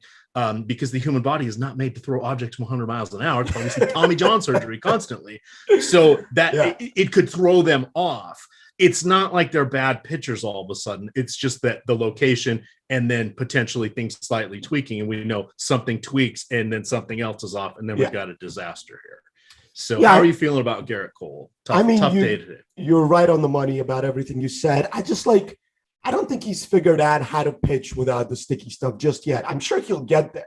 But his xFIP since this ban came into place, 473, 423, that's just not what we see from Garrett Cole normally. The swinging strike stuff is still there, 14%, 13%. I mean, it's good, but it's not like great. And he's 11K in this tiny park at Fenway with this crazy hitting weather versus a very good lineup. I don't think that's where I'm going to go. I think even at 20% owned, which is kind of like where we haven't projected it, I think he's over-owned at that ownership in this matchup. So for me, no Cole today. I think I'm much more into dropping down to Zach Wheeler, who we'll talk about a little later. Okay, he's not someone that really made my short list, so I do want to hear on this. And again, it's kind of ace day. The options we have at pitching, it's an embarrassment of riches, frankly, compared to what we have had for the first part of this weekend. Because we've got Scherzer, Cole, Wheeler, Tyler good band, Sandy Alcantara. I went and listened to multiple highlights of him, and that's how the announcers pronounce it. It's not Alcantara, it's Alcantara. And they get a little hint of that first A, or I guess technically it's the third A, but the Tara, it's Alcantara, and you kind of hesitate for a moment and then say Raw. Alcantara. I'll try to remember that. Putting that out there. And as I've learned in recent years, it's not J-A-Hap. It's how it's spelled. It's pronounced J-Hap, though, which is absolutely bizarre. And then, of course, it's not Heimer Candelario. It's Jamer Candelario. These are just fun Either way, things we're not going to talk about that guy because he sucks. So it doesn't really matter. And Uvalde, not Eovaldi. Who I played yesterday, and you did well for me. He was solid. He was solid. Let's hit a little bit here on we just got Texas lineup, so we'll see if anything exciting happened there. Tell us a little bit about Zach Wheeler here. He is going against his former squad. Is this a true story? It is. They have Conforto and McNeil back. All of a sudden, they're getting better once again, and you're still willing to go with Mr. Wheeler. Sell me on so good this year. Going deep into games, good strikeout stuff. You never really had good strikeout stuff until this year, but his swinging strike stuff has been great all year. His xFIP looks amazing. 147, 299, 262 in the last couple of games. He didn't do that well against the Dodgers, but the Dodgers have a really good lineup, so can't really hold that against him. The hitting conditions today in New York are really good. 85 degrees, 60% humidity, wind blowing out. But, this Mets lineup, even with Conforto back, even with Jeff McNeil back, I'm not really thinking that it's really that potent with Billy McKinney, Pilar, Guillorme at the bottom here, and James McCann hitting fifth. So as long as he gets around like McNeil, Conforto, and Alonso, I think he's fine. Lindor's been hitting the ball better, but it's not like he's somebody I'm really going to worry about that much when I'm going to play Zach Wheeler. And the fact that the reason I like Wheeler is his ownership. He's projected to be like 1/3 owned of Scherzer, and I think that he has just as much upside. About $1K cheaper than Cole, and just a way worse lineup that he's facing, and a way better park than Fenway today. So that's the spot I'm going to go if I'm going to be fading Scherzer, I think. Okay, that all reasonable guidelines there. You're saying the Billy McKinney hot streak, the career hot streak that he had a couple weeks ago, that's not coming back. It's over. I mean, he still strikes out at like 30% of the time, so I'm not that concerned with Billy McKinney. He's a fine hitter. I think he was a good get for them while all their guys were hurt, but he's just not somebody I'm like worried about in the lineup. I just look at him as a strikeout guy. All right. The next guy I want to talk about is going to be a Sandy Alcantara. So he is quite interesting. He is 9,600 on FanDuel. However, when we consider in his 16 starts, he has 12 quality starts. Yeah. That's pretty tough to do. Yeah. Additionally, he's only failed to complete the sixth inning in 2 of his starts. One, he went to the 5th, and the other, he just got bitch slapped around. He lasted about an inning and a half or an inning and a third. I can't, it was against a better offense. I forget now who it was, but those were his 2 bad outings. Now the strikeouts, not quite there. It's about 8 per 9, which isn't horrible, not great, but not horrible by any stretch, especially when you're considering you're probably going to get 6 innings out of him. That helps you kind of get to that magic number of 14, which is really what you want, combination of strikeouts plus innings pitched, especially on DK for their scoring. That's kind of the magic number that you're looking for, because that usually gets you close to 20 fantasy points by the time you take away for hits and runs, etc. So that's kind of interesting. The only person I'm worried about is Kyle Schwarber. Did you know, is he in the lineup?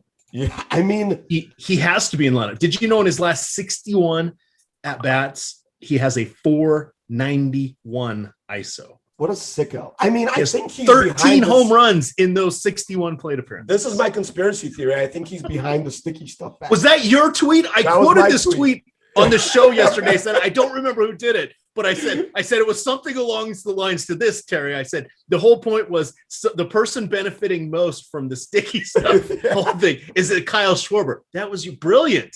I like that. Now I know who to attribute that to. Yes, it's me, and I really think it's true because like his hot streak of home runs has coincided perfectly with the sticky stuff ban.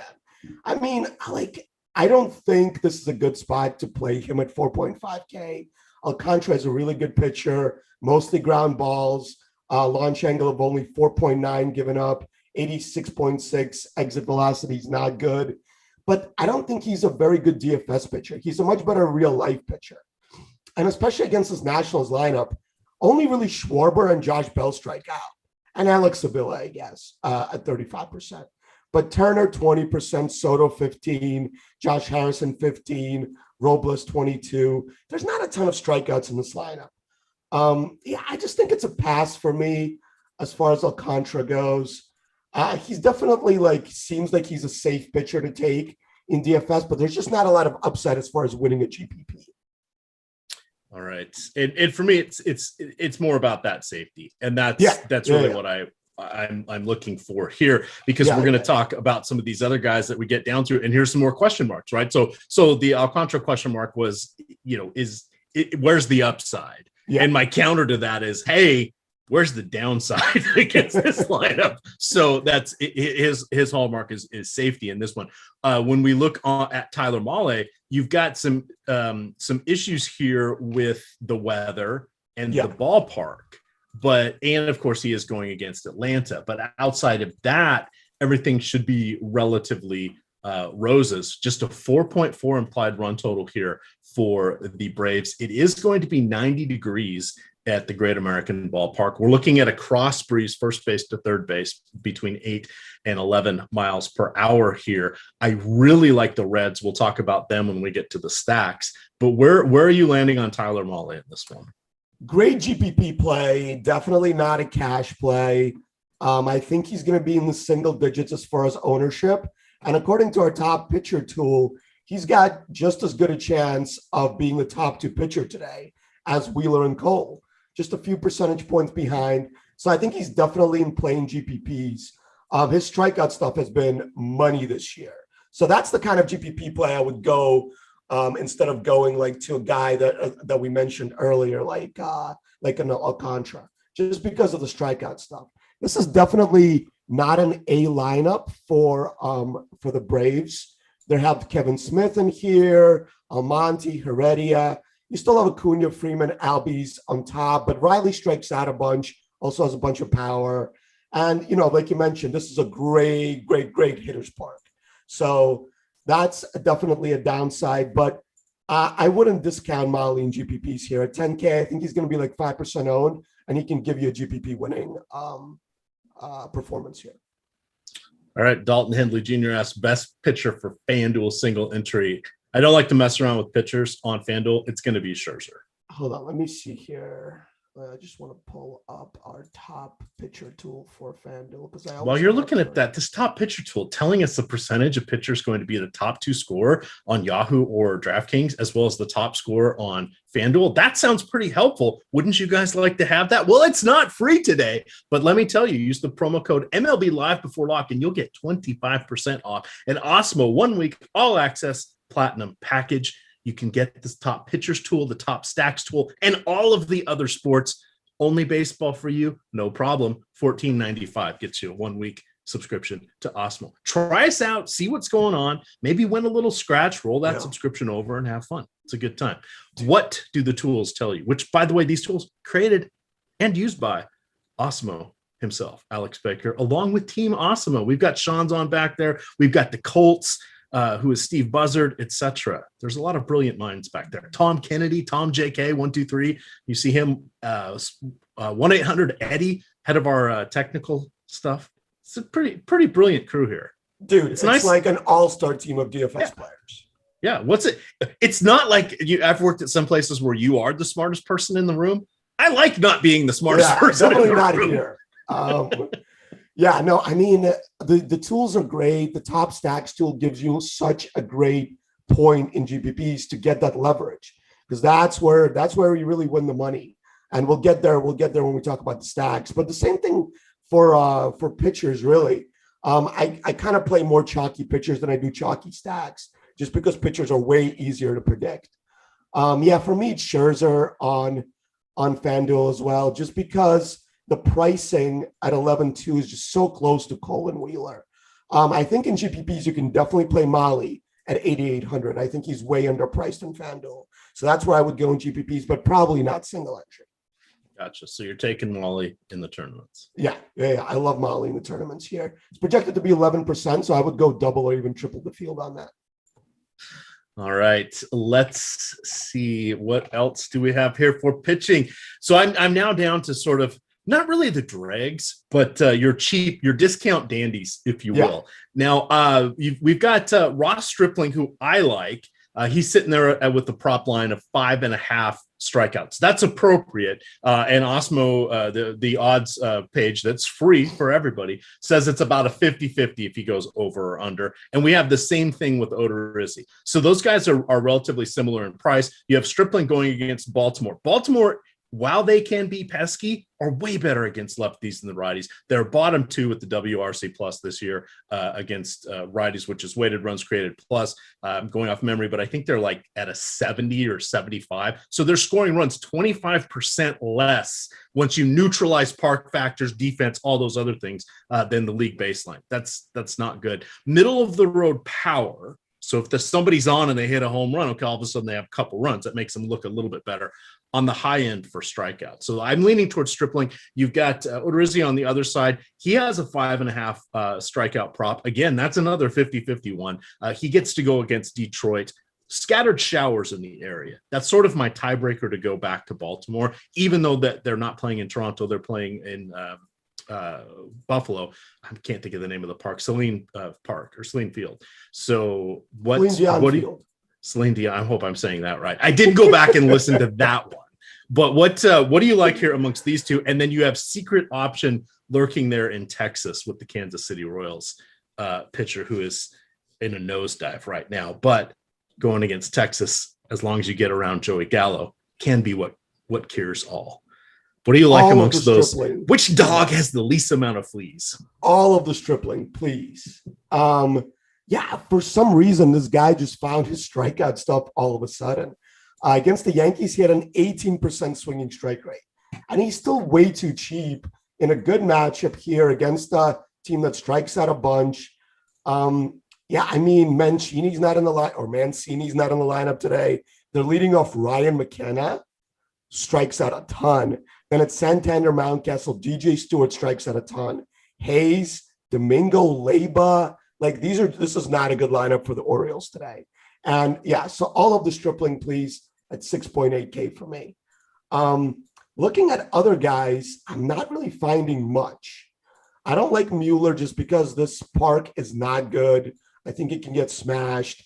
Hengies is not very good versus Minnesota, even though Minnesota is not putting a great lineup out there today. So for me, it's Stripling and Odorizzi. Odorizzi's probably going to be way too chalky after his last start and going up against Detroit. Maybe the weather will sour the ownership on him, which is what I would be hoping if I was going to play him in GPPs. But I think I'm way over on Stripling today instead of Odorizzi. So yeah, that's probably my take. I will see what the ownership looks like again if we rerun it in like 20 minutes or whatever right before lock to see if the ownership is down on him. But yeah, I mean, I can't say anything bad about Odorizzi. 3 straight games with swinging strike rates in the double digits. The xFIP looks great. Really found something this late in his career. But like, this is what Houston does, right? People go there to revitalize their pitching careers. They kind of get the best out of you. They give you the best pitch mix possible. So yeah, Odorizzi is a great play. Got to take a look at the weather and ownership there. And Stripling is also a great play. So those are the 2 guys I would play here. All right. And then Brady Singer is secret option C. He's really kind of struggled his last few starts, was a house of fire coming in to the first part of the season here. The roof is closed in Texas. I do want to say this. There are not many good sources for the Texas roof. There is one that a lot of the DFS analysts look to, and the default position for that site, they always have the roof listed open. Yeah. In Texas, in the summer, the roof is 99% of the time going to be closed unless it's an evening game and or they have some other sort of event going on like fireworks, etc. The other thing I do want to say is they can open or close that roof in 12 to 14 minutes, which is relatively quick. So if it ends up being nicer, it much like in Arizona at Chase Field, where they sometimes will open the roof later in the game when things cool down, that's going to be our default position for Texas. So going forward, just assume in the summer months the roof is closed. And today it's going to be 90. So that's the key. Again, there is no good source. If you go to their what is it? It's like, I forget if it's like Home Depot field, it's some home goods store field or whatever it is. Their Twitter account has tweeted once in the last 4 days. Thanks, MLB, for telling me that's the source to determine if the roof is open or closed, which is more often than the Marlins Park one tweets. So just throwing that out there. There are a few fans here and there that do have this information because they'll call. I mean, we could always just call and find out, but it's just shocking to me that it's not readily available. Yeah. So back to that. Brady Singer. I do like Brady Singer. That's a good call, dude. Yeah. I think the popularity is going to be there, though. Yeah. I don't know. Like, I get this Texas lineup strikes out so much that I'll take guys even that don't strike out too many guys against them. And Singer just doesn't allow a lot of hard contact. Ground ball guy. Only 6% barrels are allowed is excellent. Let me look at his swinging strike stuff in those last couple of games just to see where he's at. But I like that call, and I think, what do we have him projected at here? 23% on is a little high, but I definitely would sprinkle him into my GPP lineups here.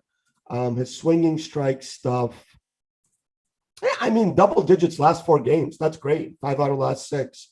And again, going against this Texas lineup is always a good thing for strikeouts. So, yeah, give me some Brady Singer today for sure. All right. See, look, our chat's very helpful. Casey Douglas in chat says, the Rangers Executive Vice President of Communication tweets the roof status every day at Ranger Blake. I am now going to go follow them on Twitter. Wouldn't it be nice if Ranger Blake was a source that was cited by a lot of the other items? Oh, did you know Rangers will be wearing their powder blue uniforms and caps on Sunday? The roof at Globe Life Field will be closed. That was his last tweet 22 minutes ago. Wow. And that's what we need. Yeah. Listen, we provide really in-depth info today. Like, who else is going to tell you which uniforms the Texas Rangers are wearing? Now, I want to know what the splits are for these uniforms, EMac. How about you provide me with that? Well, when Juan Gonzalez was wearing the pinstripe version, let's just say he hit home runs more often than not. I'm a huge Juan Gonzalez fan, and I'll tell you why. Because my kid just finished his first season of T-ball. And at the end, they gave out baseball cards, and he got Juan Gonzalez one. Nice. So this is like his favorite player now because that's the only baseball card he has. Excellent. Well, that's decent reason. All right. But looking at the Brady Singer numbers, the projected lineup here for Texas is missing power. Their trailing 3-year number is, let's see, a 125 ISO. Yikes. Yeah, I mean, who's out of this lineup? I know Calhoun got hurt, so he's out. Calhoun is out. They've got crappy catcher A in the lineup today. That would be and then they got Brock Holt, who doesn't hit for power at all. And they have Andy Ibanez, who should not be batting 5th for any major league. I played him at 2K the other day, EMac, and he hit a 3-run home run, and I was like, whoa! I had him the other day, and he hit a real home run, and I was like, "Who the hell is this? And why did I play him?" Yeah, I was so excited, and it was against a chalk pitcher. I think it was Montas or something. It was earlier in the week. I was super psyched. But yeah, I wouldn't be counting on him going deep in too many games this year. All right, we are 24 minutes or so away, kind of hitting on the other weather spots, and then verbal cue to Tyler. We're going to do a little. Should we do a little Hall of Fame, Tyler? Ooh, what are you thinking? That sounds pretty exciting. Tyler, look at that. He's ready to handle all the curveballs because this is a baseball show. If you want to get a basketball show in tonight, 1 hour before tip-off, 7:30, you're going to get NBA Live Before Lock with Aton and Eric Lindquist. It'll be a good one. So. Can we talk about something real quick? And I just want to get your take on it.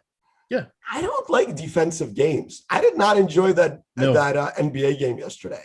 It was a brick house show.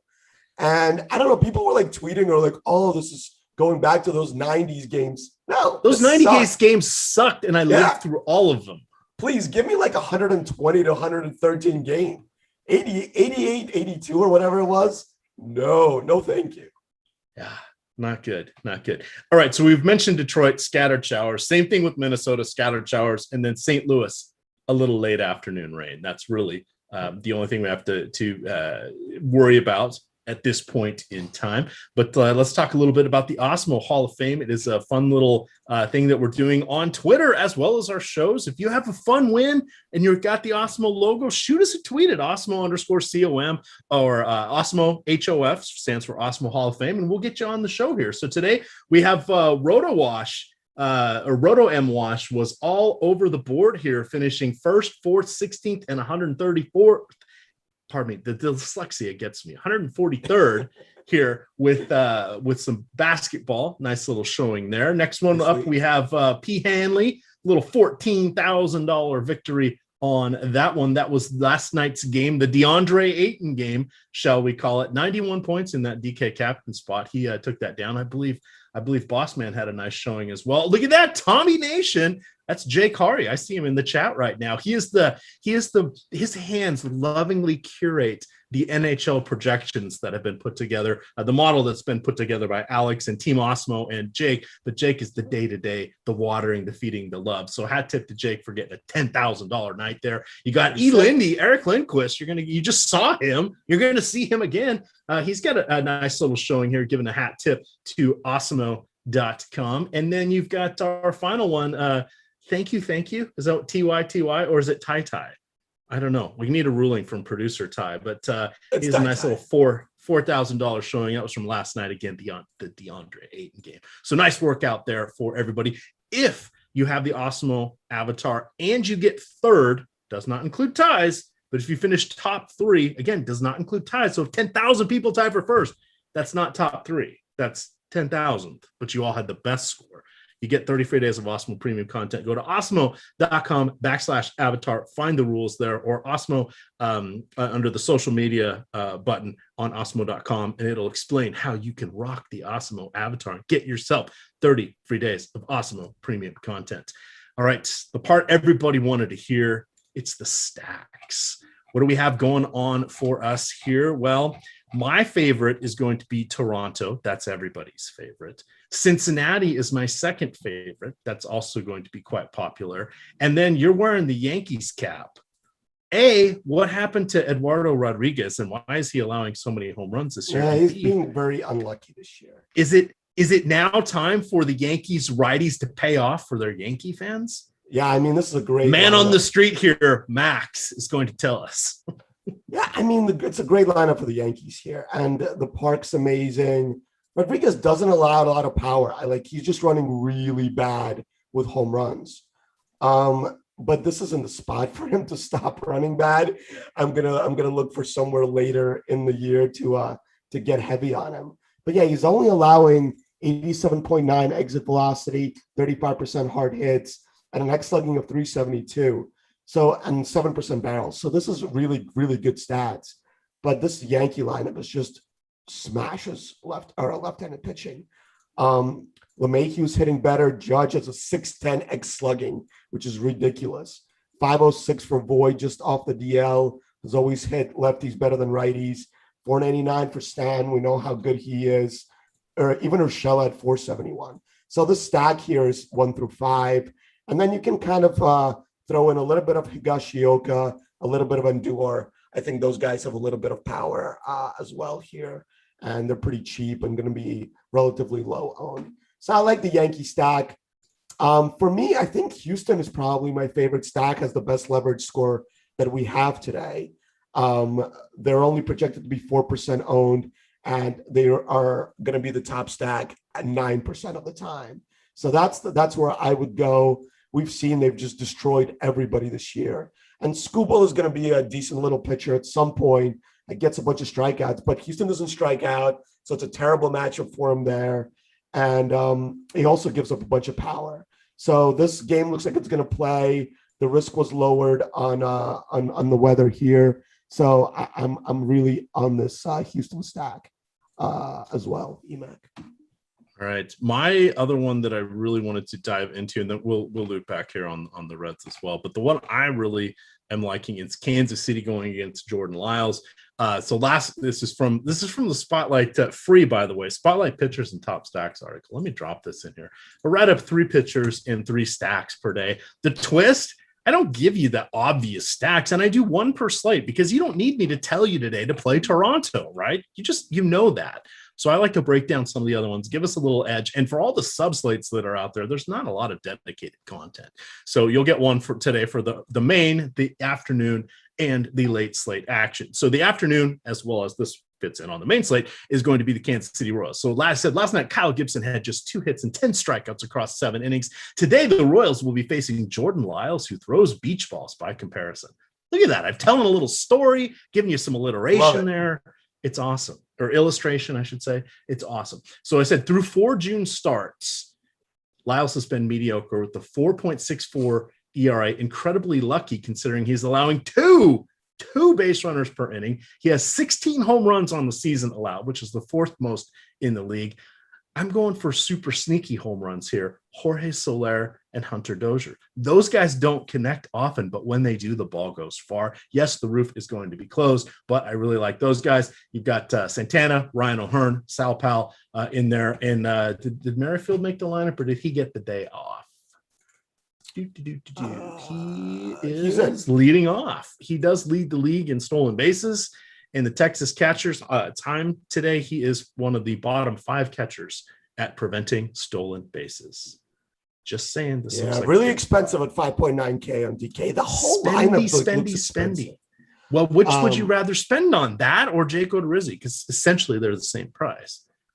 Yeah, I mean, I think I don't know if you can like fade one of the 10K guys just because they have so much upside compared to everybody else. I guess you can play like an Odorizzi Stripling lineup. I don't know how much upside that has. Like your hitters are really going to have to go bonkers. Yeah, I don't know. Like, all right, so I'm actually soured on the Blue Jays a little bit here. Just because I don't think Lopez is that horrible and they're going to be really chalky. So what's the launch angle for Lopez? He's a ground ball pitcher, right? He's a ground ball guy, 50% ground balls from both sides of the plate. Throws pretty hard. His xFIP numbers aren't great, but I don't know. I think you can fade this Toronto team. I just think they're going to be such overwhelming chalk with that 6.6 run total. That's just like a Coors Field run total. I think I like Milwaukee going against Chichi Gonzalez. That's kind of like my low-owned stack. What do we have him projected at? Oh, Chichi Gonzalez brings Coors Field with him. Oh, he's just horribly awful at the pitching. And, yeah, I just always try and pick on him. Yeah, I like him. Jay Happ gives up so many home runs, but I don't really like stacking against him just because it's home run or nothing against him. So, like, I would play home run guys. Like, I like Harold Ramirez. I like Jose Ramirez. I think you can play Bobby Bradley against him because I don't think he's going to strike him out. So those are my one-off plays there. I like your Kansas City Royals call for sure. Jordan Lyles has not had an xFIP below 5 in his last 4 starts. That's not good. And he gives up a ton of hard contact. The roof being closed isn't great for the ball flying out of the park, but you can't have everything, right, EMac?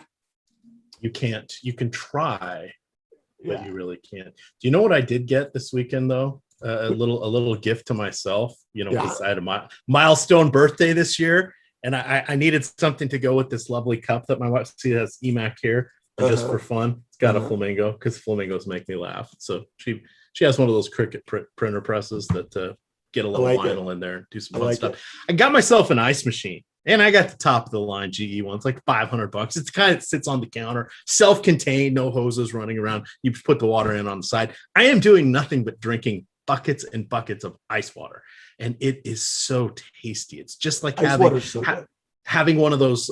It's like the Chick-fil-A ice. It's kind of those little pellet kind of. Oh yeah, it's beautiful, beautiful. So I usually don't spend a lot of money on myself, but I did say, you know what, only going to turn 50 once, so I got to do it. I love it. That's a great buy. And I'm all in on ice water as well. My wife tells me I don't drink enough water, but I try to. I do.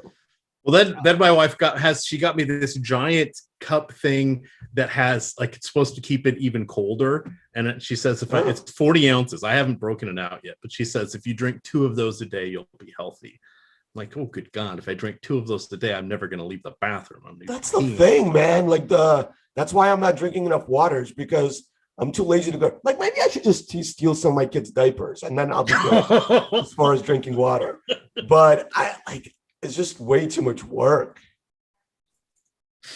Oh, some visuals. I just that was one of those ones I just did. I didn't. If I'm ever wearing a diaper, I'm sending you a picture of myself.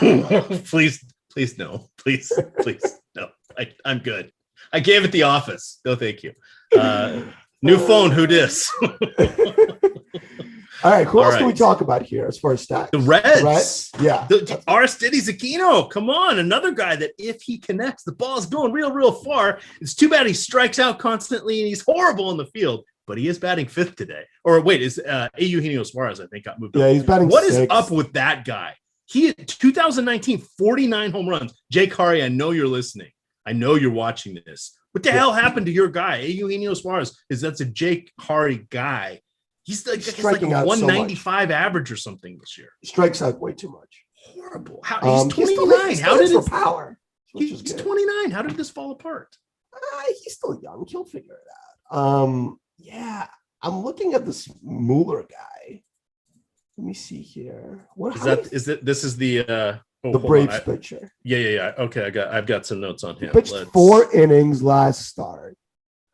The strikeout stuff seems decent. So Mueller, he throws hard. So here's my note. He was a second-round selection out of high school in 2016 draft. With the pandemic last year, he did not have the opportunity to get any live action under his belt. I mean, he was at the alternate training site, but that's not the same as pitching in anger all the time. So he did not get above AA. This year, he went to AAA Gannett, and he had 11.8 strikeouts per inning. However, he has 33 innings above AA in the last 2 years. He's gonna have some nice day. He's gonna have some nice innings, and then he's gonna have some days where he gets his ass kicked. Yeah, let me see. Welcome to being a lefty in the league. How many pitches do we think he throws today? I think 72 is my number. He's like 4,900 on DK. I set him at 10%. He's going to be in some of my lineups. Yeah, I think Aquino is like a prime guy to get pinch hit for. Yes, that I would agree. By Winker, right? Because like Winker's a little dinged up, so we have to see though. That's why he's not in the lineup. Maybe. It's not just because it's a lefty. It's because he's a little dinged up. Okay, so 56 pitches he threw last time. So 70, 75. Yeah. Yeah. I don't know. This isn't a great lineup for the Reds. I just have to say that from like India doesn't hit for power. No. Castellanos is awesome and way underpriced, like every slate. Stevenson's not very good. But he's catcher. He's spendy, but he's catcher. Yeah. Playing the middle of the lineup. Just saying. Heineman is awful. Kyle Farmer is not very good. No. But we know where it's all concentrated. Yeah. And those guys are mostly adjacent to each other. So what do we have them projected at? 10% own the stack. I don't think I'm into it, EMac. Okay. Well, some people just hate money. That's all. Give me Houston and the Yankees over these guys. That's what I'll say. And even Milwaukee. I don't know. Like, are they really going to be 12% owned? Milwaukee. I mean, one, Christian Yelich is 6,200 and two. Two, isn't that how many home runs he has this year? He doesn't have very. 6.2 home runs. Yeah, he doesn't have very many home runs. He's 6.2 thousand. I know, but he has also like 6 home runs this year. Yeah. I was just saying 2, but he was hard. But yeah, this lineup kind of not the 2018 NL MVP. That's who he's not right now. Well, he still is. That's not who he's portraying on the field, though. Why is Jace Peterson hitting 6th? It's like a bunk. Keston Hiura forgot how to hit. Yeah, that's depressing though, don't you think? Like that guy was supposed to be the remember when he was good thing. Yeah. Maybe the Twins. Maybe I like the Twins. Oh, here's a good one for Quincy Collins: Sano or Voit. Sano is basically only in the lineup because everybody else is hurt, but that 300 isolated power looking good against lefties. Sano will be way lower owned, so Sano. Yeah. And Henges doesn't strike anybody out, and that's really Sano's main problem. Voigt's also a good play, but facing a way better pitcher and going to be chalkier. All right, I'm going to upload my projections. I'm going to start my crunches here. Do it. It's going to be a good one. It's going to be a good one. But while we're doing that, we want to remind everybody that we are sponsored by No House Advantage. Definitely want to go check those guys out. They have a very nice app, and they are also online at nohouseadvantage.com. Their twist on everything, prop wagering. But wait for it, you're not going against the house. Therefore, there is no house advantage. They post their questions/props. And you choose, depending on the size of the contest, between 5 and 10. It varies by size, but for our big NBA slates, for example, it was 10, and you would rank them with confidence points 10 down through 1, and the likelihood, or based on your thoughts or likelihood of the outcome occurring, be it over or under whatever line they have. So they've got strikeout prop, they got home runs, they got hits, they have for basketball, they've got it's RPA, rebounds, points, assists, they've got all the different things like that. So you can compile your basically parlay, and there's a lot of game theory involved, and there's also a lot of overlay on their site because they know that's going to attract some gamers. Check them out. Use the promo code Awesemo. They'll know that we were an effective promoter of their site. So use the promo code Awesemo, and they'll give you $20 on your first deposit, up to $20 matched. Boom, free money. Sounds like a good deal. I don't see anything wrong with that. I mean, how can you go wrong? No. All righty. Who's your home run call? So I've thrown out Aristides Aquino. I've given some who was my I didn't say them officially. Jorge Soler. I don't hate O'Hearn. I'm going for the not so obvious ones today. I mean, Judge is going to hit a home run. All rise. All rise. Oh, but hold on. I'm going to pick one from this Houston game. This is promising. All right, let's run some 4-4 stacks. 43% hard hits. Kyle Tucker is my official pick in a lefty-lefty matchup. Really? I like that play. That is interesting. Pretty sexy. It's pretty sexy, Mac. And that's what we go for here at Awesemo. You know, it's not fun when you spend all that time setting up your what is it called? Your settings and your crunches, and you go to crunch and it says, you know what? You have some conflicting rules in here. Yeah. No. That's a no-no. That means I'm going to have to slowly undo the things I don't want to undo before. Dude, there's like a little bit of overlay on DK in baseball today. What's up with that? Oh, shit. Now I'm in trouble. There's a little bit of overlay. I kind of like overlay. All right. Playing all sorts of, this is not cool. How have I done this? So what is your what are you besides Judge? Who is your home run? Kyle Tucker is my guy. Kyle Tucker, really? Yeah, I'm going for it. I'm going for it, EMac. I'm making a Houston stack without Altuve. This next move that I have to do, so that now you guys get to see people panicking live. So restore default settings, something I hate doing. Quickly just go in. I had to. I want lineups, and especially after last night when I didn't get my lineups in for basketball. I don't need that to happen again. Really? 4 stacks. EMac, that's a rookie mistake, not a 10-year bet mistake. No, it's still not working. What time is locked today? 107. I've got 2 extra minutes. You're good, dude. You can make it. We ride. This is what you guys all pay for, is to see me panic. I have all of the faith in you. Does your kid have a home run call besides Juan Gonzalez? Does my kid? Can you hear him? He's like asking me to do something. I'm like, dude, I'm not. He wants me to play the Mario with him. He just discovered the Nintendo Switch. No, I want this one. I want that kind of one. Yes, I get it. Well, that sounds fun. Yeah, Mario's pretty good. I'm not very good at it. My wife is way better at video games than me, and I like. Is that emasculating to admit, EMac? Well, everybody's better at video games than me because I'm not very. I don't play them. I have conflicting rule setups, and I've reset everything. I'm in trouble. I think you can make it. I don't know what else to do. I made my lineup. I'm good.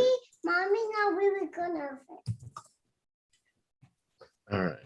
Oh, the contest is full. No. I thought you just said there was overlay. I guess the one I was trying to get into is full. Oh, well, there you go. All right. So I've reset the browser. Dude, this is very technical. I don't even know what you're talking about. Browsers. All right. What are the odds? Let's get the download file. Get too many things going on here. I'm now going to run out of time to do multiple stack versions, but any lineups are better than no lineups. This is true. At least what I've been told. 3 minutes and 32 seconds left, EMac. You can make it. This is like a live sweat here. You can do it. All right. And so nothing is literally working. I am now going to set 50% exposure to everybody, 25% randomness. I will take anybody in any lineup. That doesn't work. I don't know what to do. I'm gonna it is what it is. I will be playing, I guess, 2:00 lineups. So what else do we have? Let's answer some questions in stack. Delete all my stacks. Let's try that. Actually, this is good problem solving here. Delete stack. Oh, I bet I didn't. Sometimes if you create your stacks when you don't have a what is it called? A selected slate, it doesn't like that. Oh, really? Yeah. So let's see how did this work? Oh, something's happening. Different is good. I did. Who is JCW? Wait, is that the same JCW that took down the monster day the other day? He's sitting here throwing advice to me. Look at that. My heart to you, my friend. Dude. Heart to you. So let's see what happens. So now while I'm doing that, I'm going to behind the scenes here, I'm resorting my table here for my upload. I am going to clear out my lineups. I only have 2 minutes. And because I'm doing 4 stacks, that is going to take a moment. It's going to take a hot second here. So I now realize I'm going to have to give up most of the hopes and dreams of all of that. I'm just going to run 5-0 stacks because it will go faster. That makes sense. And I trust our projections enough that I am comfortable doing that. Yeah, and see, it always as helps I to have always really say, good projections. It's only money, right? It's only money. So I can't get mad about this at all. Houston Astros. There we go. I will be playing apparently 50% Scherzer today, 50% George Springer. We need a George Springer dinger. I'm going to have a boatload of Toronto and a healthy amount of Tyler Mahle. These are not necessarily the people I wanted, but it's the people I'm dancing with here. The other thing I can do is I did set placeholder lineups, so they're only the 2:00 games. So I can also just hold out a few lineups that I can go carefully address myself. But, where's the fun in that? So let's just blast this all the way across. A lot of Zach Wheeler, a lot of Jake Odorizzi. But I am going to upload. And there we go. So this is not what you want to try at home, but this is sometimes what you have to do. But that was a good trick. I deleted everything except the stacks. That seemed to be the problem. So hat tip to JCW for hooking me up on that one. I will now put that in the punch list of troubleshooting techniques, because trying to do these shows and play any sort of volume is a negative EV, expected value scenario. But it is positive EV for you all. That's entertainment value when you see me melting down. Struggling. It's pretty funny, I gotta say. And this is how you know you're not playing out of your bankroll means. I'm not going to get mad about it. All it takes is one lineup to break free, and we'll sort it out there. Well, getting mad doesn't really do anything anyway. No, there's nothing that you can do. So you just have to move on. And the best part, there's a 2:00 slate. My tiers lineups are in nicely. There's a 4:00 slate. We have NBA tonight. Tune in tonight for NBA Live Before Lock. You can get Aton and Eric Lindquist, Lindy, breaking down the 1 hour before lock matchup. We're moving venues. This one's going to be in Atlanta tonight. Ooh. Are the Bucks going to do everything they can to slow down one Trey?